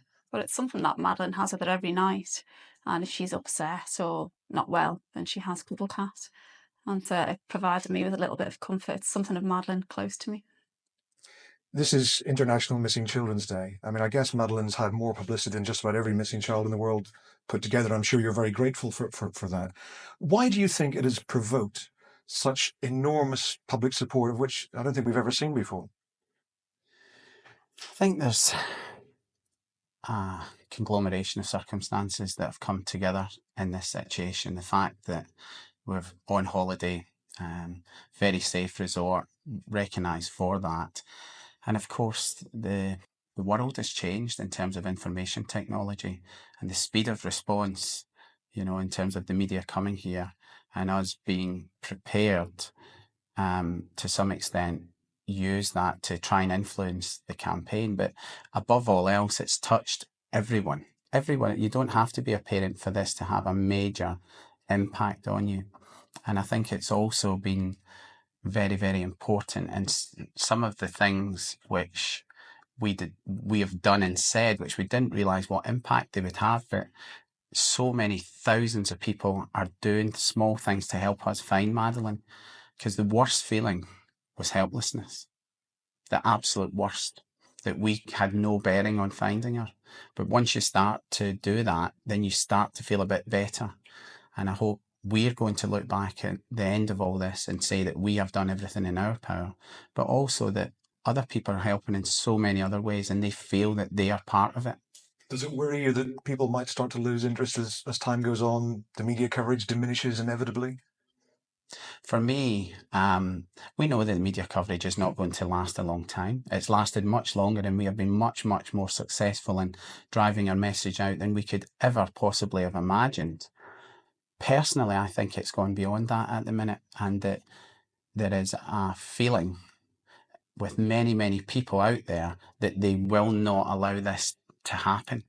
And we know that, and we pray that it doesn't happen again, but when it does, the speed of the next response and the template we have set will alter it. And there has been so much goodwill and humanity out there that it really has restored, that one evil act actually has resulted in so much good. Where do you go from here? There's talk of travelling around Europe. Have you got any firm plans as yet? We haven't got any firm plans. We're likely to travel in a few places in Europe, but as yet, no definite plans. But you've got no plans to go back to the UK for the foreseeable future? No. I think that everybody has just been incredibly impressed with you as a couple and how you've dealt with this. There was a period after a week or so where you looked as if you were almost broken, and who could not understand that? And then there seemed to be a sort of a strength come from somewhere. Is that a fair point? Is that what happened, and what brought that about? I think that's definitely true, isn't it?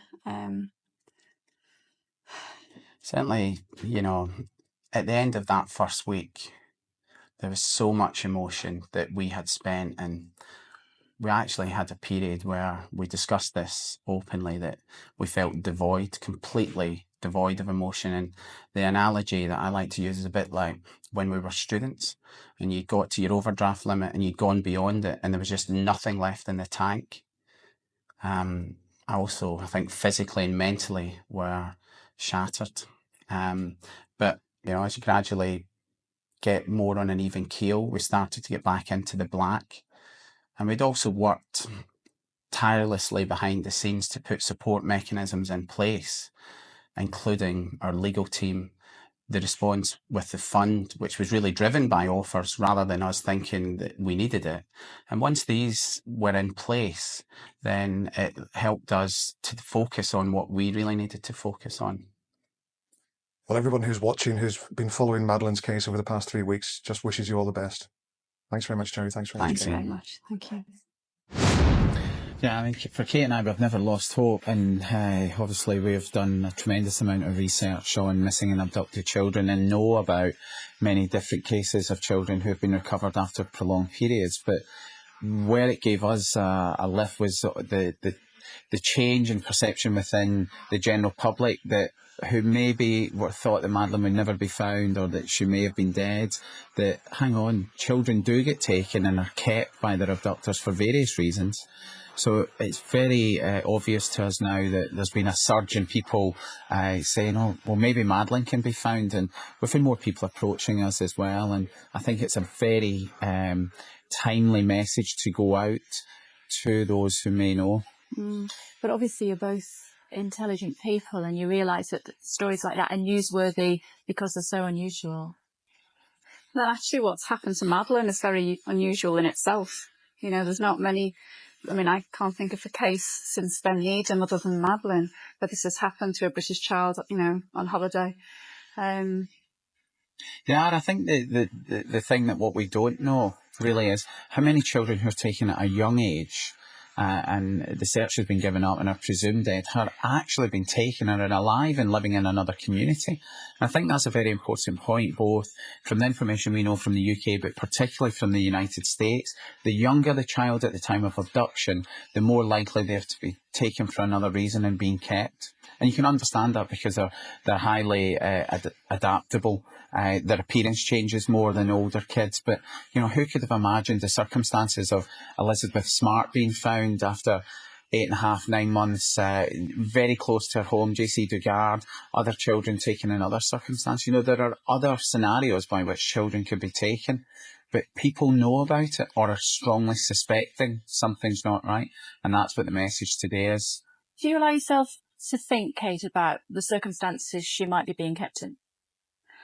I mean, I have done. Obviously, I'm a mum, and I think it would be impossible not to, on occasion, think about that. But speculating doesn't help, you know, and any scenario that I can imagine is going to be upsetting because it's not what I want, you know, and it's not what's right for Madeleine. You know, Madeleine should be with us, a family.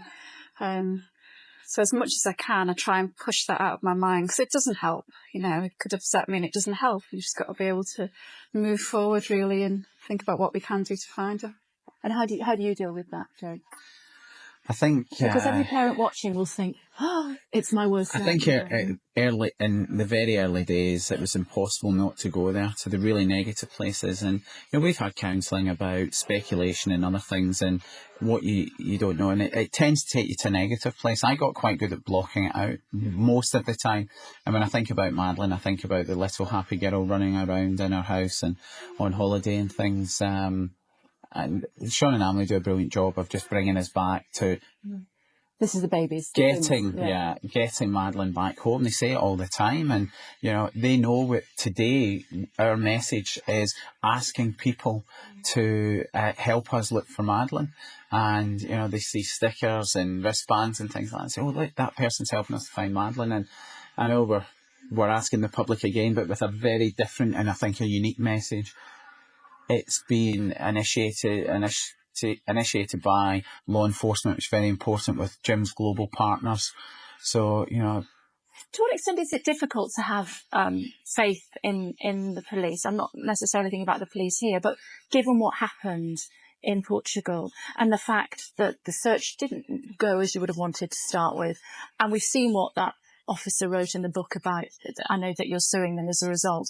I mean, do you find it difficult to have faith in the law enforcement? I don't think, what you're quoting is representative, really, of police in general.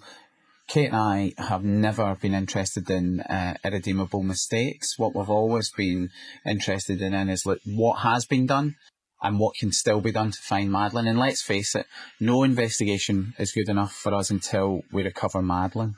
And in the best will in the world, these cases are difficult to solve. You have to book flights, you have to book hotels, you have to take time off work to come here.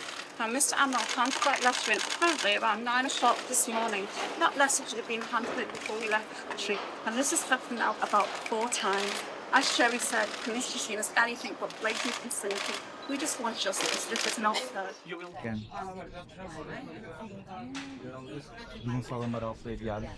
There've been multiple searches. There's no sign of Madeleine. There is no evidence that she's been seriously harmed or dead, and that's the important thing. There's a missing child, and what is absolutely clear, and we want to. People can have their own opinions of us, but Madeleine is completely innocent in all of this. This is what it's about: an innocent child who is innocent.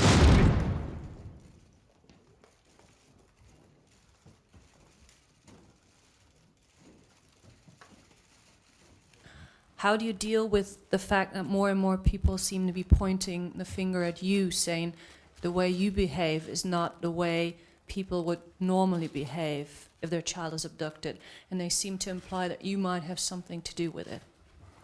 To be honest, I don't actually think that is the case. I think that's a very small minority of people that are criticising us. The facts are out there. We were dining very close to the children, and we were checking on them very, very regularly. We are very responsible parents, and we love our children so much, and I think it's only a very few people that are actually criticising us. I have never heard before that anyone considers us suspects in this, and the Portuguese police certainly don't. And without getting into too much detail about the circumstances, we were with a large group of people, and there is absolutely no way Kate and I are involved in this abduction. These are actually Amelie's pyjamas. They're the same, but obviously they're smaller. The top is a pink top, and it has the character Eeyore on and short sleeves. And the bottoms, as you can see, are white with a small floral pattern, and Eeyore again on the bottom right of the leg. So these are actually, apart from the size and the button at the back, which Madeleine's doesn't have, these are actually the pyjamas that Madeleine was wearing when she was taken. And everything we have done has been by taking counsel from experts around us, but we were advised that generally raising awareness of a disappearance will help in the search for that person. It helped Kate and I, and we have taken strength, not just from the people who have supported us, but we have taken strength ourselves by being active in the search. And I think, if we had, for example, stayed indoors, locked ourselves away, and just waited and waited and waited for a month, we would be shells of the people we are.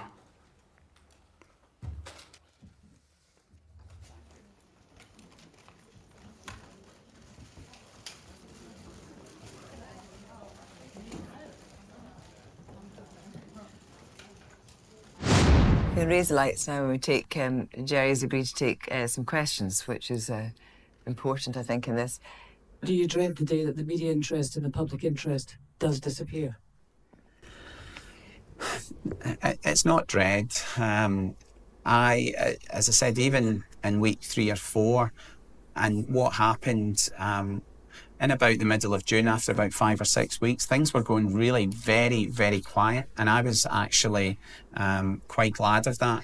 And I thought we would start to get back to a sort of more normal existence and a quieter form of campaigning, using the internet, viral, raising, broadening the issues, the political issues which have been highlighted to us. And I saw that as the long-term focus. And as I've already alluded to, I don't think necessarily having newspaper headlines of the image of Madeleine being thrust to people every single day actually may help. So not particularly. What we dread is the worst news that, Madeleine's not alive. 3 years, I can't believe it's been 3 years already. It's extraordinary, isn't it? I know, it's incredible, really. Just, it doesn't feel like 3 years to me, for sure. The last year in particular has gone particularly quickly. I know, and I just wondered if you, in any way, can have any sort of normal life. 3 years on, can you? Does it? It must always. It's just always there, isn't it? Always in the forefront of your mind. I mean, it is always there, and obviously, Madeleine's in our life every day, but we do have, periods of normality. In fact, I'd say it's just changed in that it's a different kind of normality now. I mean, we still have, Gerry obviously works full time.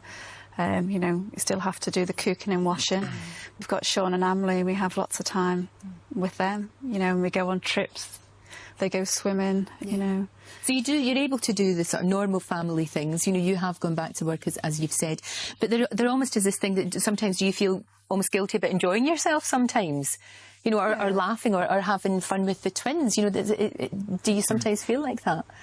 No, definitely. I think sometimes you can be having a really good time and suddenly you realise it's actually tinged because it'll just suddenly stop you. And we had a lovely day last week and it was really sunny and you can smell the grass and it's being cut and I thought, oh, it's really nice, and then it just kind of gets you. Madeleine's still not here. And you going back to work, was that difficult for you? Did you sense people's awkwardness around you, or did that dissipate quite quickly? It was a little bit awkward at the beginning, but at that time, I think I found it much easier when I'm mentally active in doing things, both from a campaign point of view and work-wise as well. And it was actually difficult when we were at Guido and there wasn't so much happening. You felt you almost had your hands tied behind your back somewhat. So it was definitely the right decision for me to go back. I went back part-time and then built up and full-time. And to be honest, most people are just really glad to see me, and most of the patients initially have been quite reserved or just left messages with the staff. But it was awkward in those early months when I went back and I was doing ward rounds, and quite often there would be Madeleine on the front page in newspapers or ourselves and various other things. So that was a little bit awkward, but generally it's not been a problem. Because it's sometimes difficult. People don't really know what to say to you. There's that sense of awkwardness. They're not quite sure. They want to say how sorry they are, or they're thinking of you, but they don't quite know how to broach the subject. It's quite difficult. I think it is difficult, and I think it depends on the person, really. Some people feel comfortable coming and asking you how it's going. Other people are just kind of tap you on the arm and say thinking of you.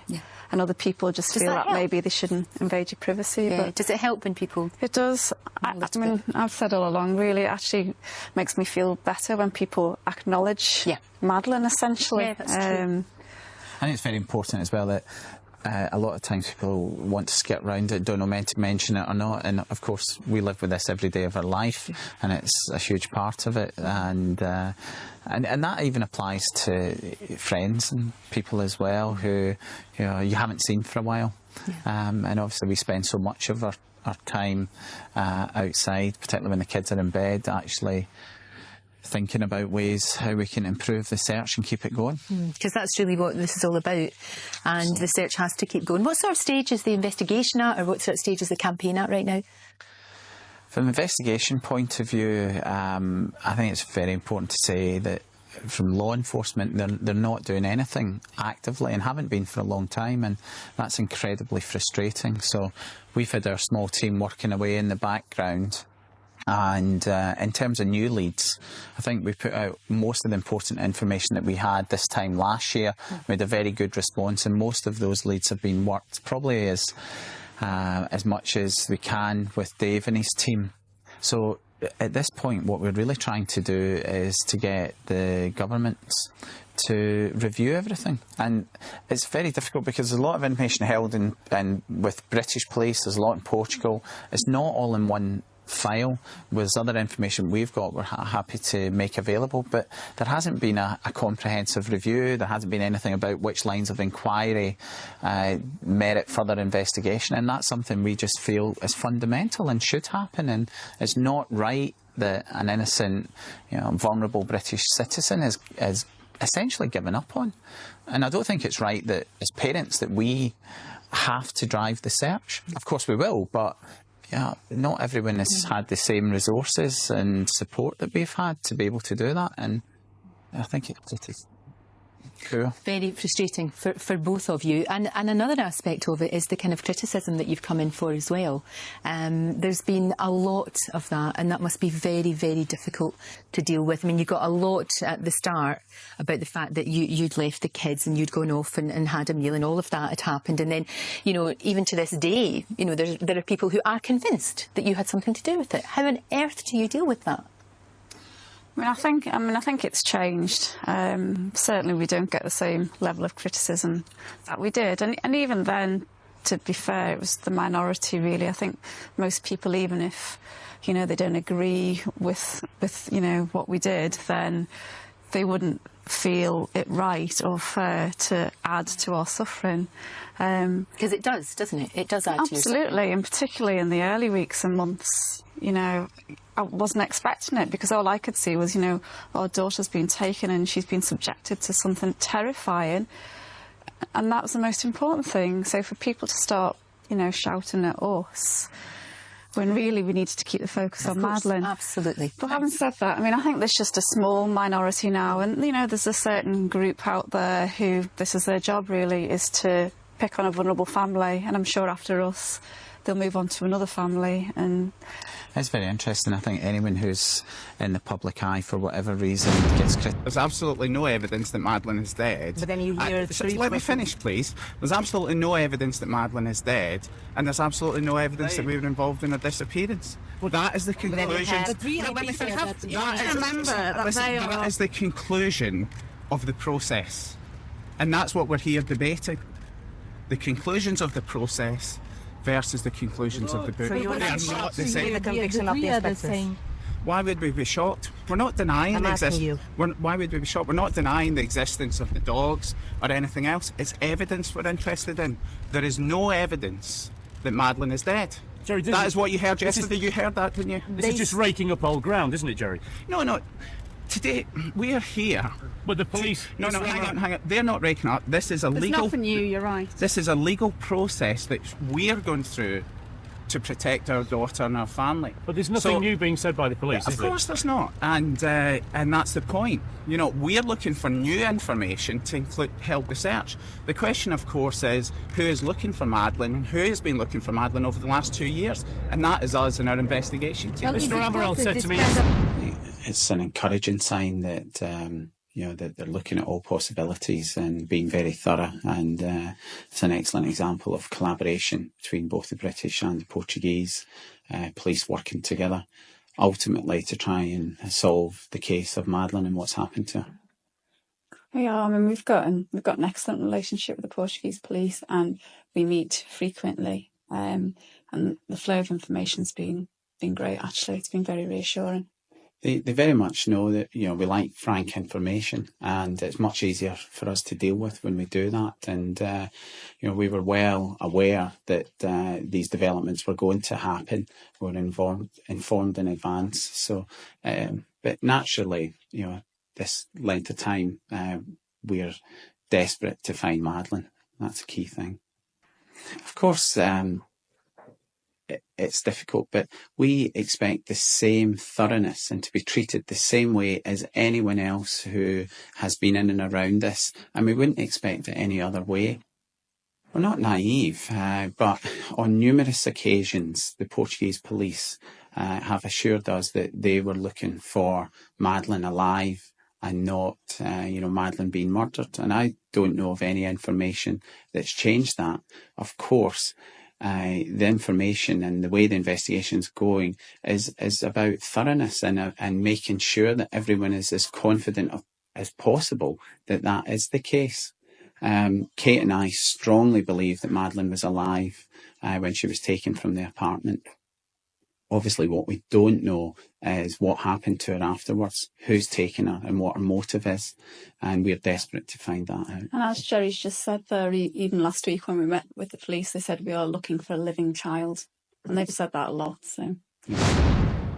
The concern that we have, and I think also that the Metropolitan Police have, is that at the minute there's almost a parallel investigations going on, which just doesn't make sense, and we're not quite sure why there's resistance to the joint investigation team, because clearly resources in Portugal is an issue, and this would be one mechanism by which they could have additional funding, and I think from it, we can only see the positives of going down that route. I mean, do you think there's a sense, I'm speculating obviously, but where the Portuguese police feel this is one case we don't want to revisit?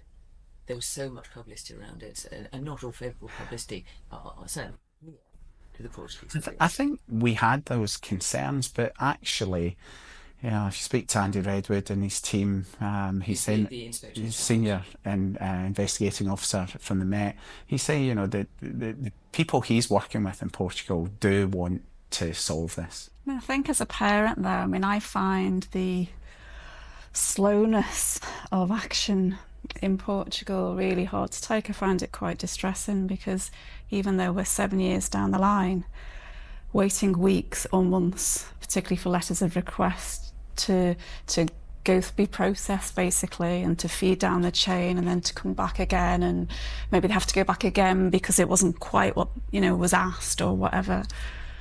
It is frustrating, and I suppose I do struggle with the fact that please work together. Would you ever go back yourselves, put up some posters, or as another way of trying to generate interest and get more evidence again? I do go back. I haven't been since last April, but I do go back for personal reasons. Obviously that's... You go back regularly, do you? Well, I might once or twice a year. It's gone down to now. Forgive me, I don't want to pry. Yeah. You want to go to the church there, or? Yeah, all that. There's a lot of the local community who are incredibly supportive, Portuguese and others, and we made some good friends there. And it's difficult because we don't want to go back and generate publicity, because I know a lot of local people don't like that or resent that, and whilst we have some really good friends in Praia de Luz, I know some people would like it to go away, so when I go to Praia de Luz I go quietly. And I guess for you it's a chance to be close to her. Is that how it Well, feels? it is. That's obviously the last place we were with Madeleine, and I'll still walk those streets and I guess try and look for answers, or so it helps me. It's the 7th anniversary on Saturday. How will you mark that? Well, usually it's very quietly. We usually have a small gathering in the village, which we've done for the last so many years. We've always said it's actually Madeleine's birthday, which follows soon after, really, which is... And she would have been 11. Yeah. 11, yeah. And that's the more difficult day? Yeah, definitely. And is that something that you... how do you mark that? How do you mark that for a child who's not there? No, we do. We kind of always remember, don't we? Yeah, and we're still celebrating Madeleine and let's have a cake and her birthday with the close family and for the twins. But it's hard. It's really hard. It's not, she's not there. You should be celebrating her. It's by far the toughest day of our year, I think. And I imagine it's as hard every year. Oh yeah, definitely. And you think 11, she's due to start secondary school in September, which is just, It's a long time. What's your best hope of where Madeleine is now? Because you've always maintained she could be alive. Mm-hmm.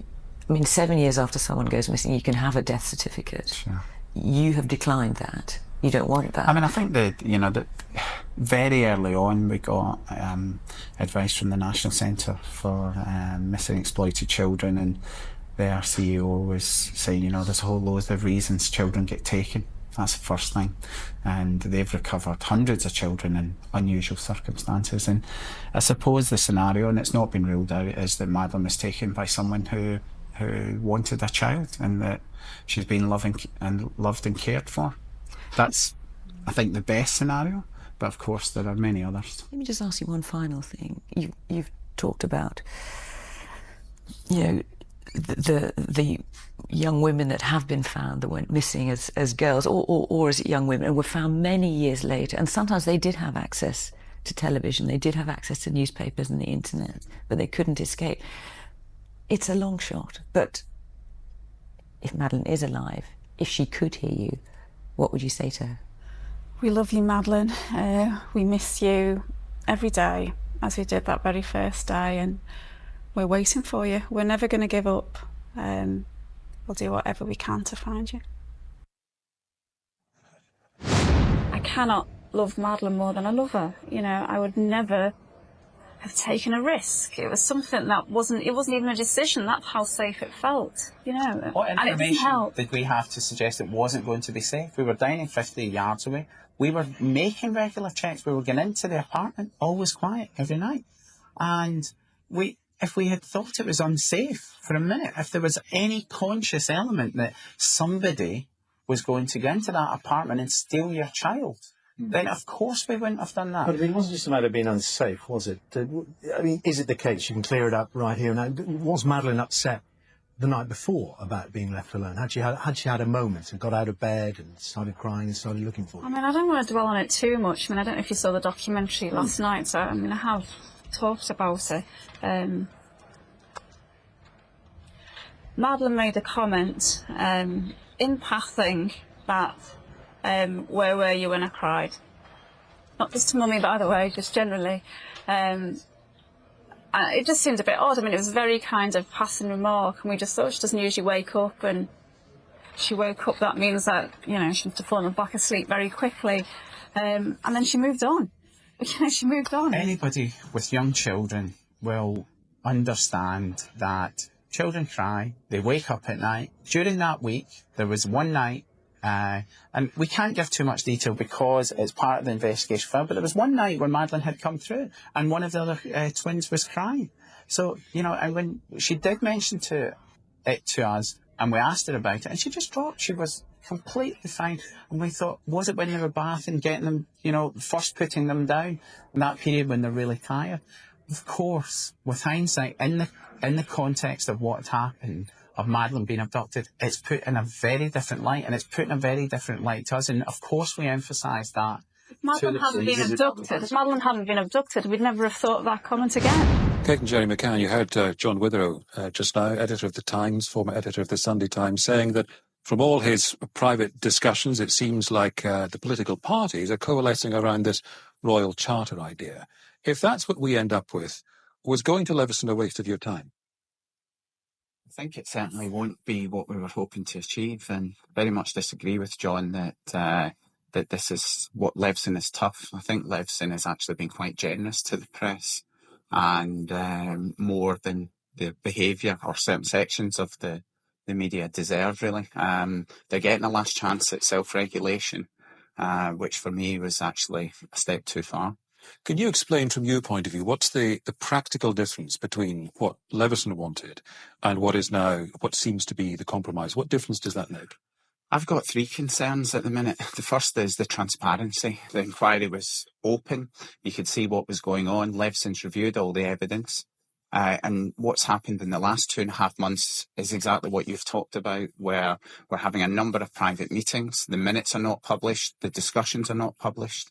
And then that leads to serious concerns about independence of what is being proposed, because a major part of Leveson was acknowledging that the press had got too close to politicians.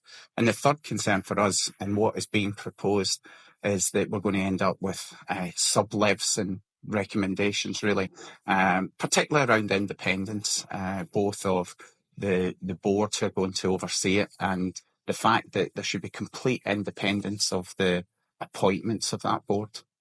I'm struck by something you are quoted as saying, Gerry. The Leveson package, including legal underpinning, is the minimum acceptable compromise for us. I just wonder if it was up to you, if they gave you the power to draft something, the future of the press, what would you do? To be honest, I've already said this to you, that I feel that the press has lost its entitlement to self-regulation over many, many years. And I would have liked to have seen actually statutory regulation and not self-regulation. But I get the impression if it was up to you, you'd go much further. Well, and people might not blame you. What would you do? Well, no, I would make it very much that it wasn't self-regulated. There would be independent regulation. I think when we saw the Leveson recommendations, we probably thought for us it was probably a 7 out of 10. And obviously it's been a painstaking process, and I think Lord Leveson has come up with something that's very balanced, and he's trying to be as fair as possible to every party involved. But actually, I think what the government are proposing with this charter, which I have to say, charter body is overseen by ministers for a start, which again takes away the independence. It's basically a compromise of a compromise. Yeah. And why do the press, why do the government not want to be accountable like everybody else? I mean, the press are the first to hold people in authority to account. Have you noticed any improvement in the press since Leveson? It's very difficult to say that, because you only know about your own individual circumstances. Well, even there, I mean, has things been better? Obviously, the situation for us, we still have episodes where things are published which we would much prefer weren't published. There's been a recent headline front page of a Sunday newspaper about a potential lead in Madeline's case, and it hadn't been fully explored. And it's something that we raised at Leveson, that Madeline and her safety is often treated with complete contempt. And we have no redress currently. And I would have concerns that if the editors get what they want, which is how complaints are dealt with, it would only be certain complaints, and they could decide which ones would come. And one of the things that we are very, very concerned with and is about accuracy and standards and consideration for the public. We want the regulator to be able to protect the interests of the public. And the recent story about Madeline that you were unhappy with, did you try and speak to the paper concerned? Yeah, I wrote to the editor of the newspaper and explained my concerns. And I have to say, I got a reply back which made my blood boil. It was basically telling me that they knew what was best for Madeline, that they knew best what was for missing children. So despite what we as parents thought, despite what the Metropolitan Police thought, they knew what was best. And that is really concerning. Post-Leveson inquiry, that this is the kind of response we're getting. I believe if the Royal Charter goes through, we'll be no better off. And this is one opportunity now, which might not come again. And I think the general public deserve to know what's happening, because as Gerry said, there's been a total lack of transparency. And what the government is proposing is not what Leveson has proposed. Do you have much hope that the change you want will come in? I've not given up hope. I think the first thing is to say I think the vast majority of MPs actually are fully supportive of Leveson. And I've mentioned this before, but if our parliamentarians want to redeem themselves in the public light, they know that the right thing is to implement Leveson in full. Not a compromise, not a sop to the editors. Right. Kate and Gerry McCann, thank you both. So there you have it, 19 interviews with the McCanns. And you tell me which ones you want me to do, and I'll do them.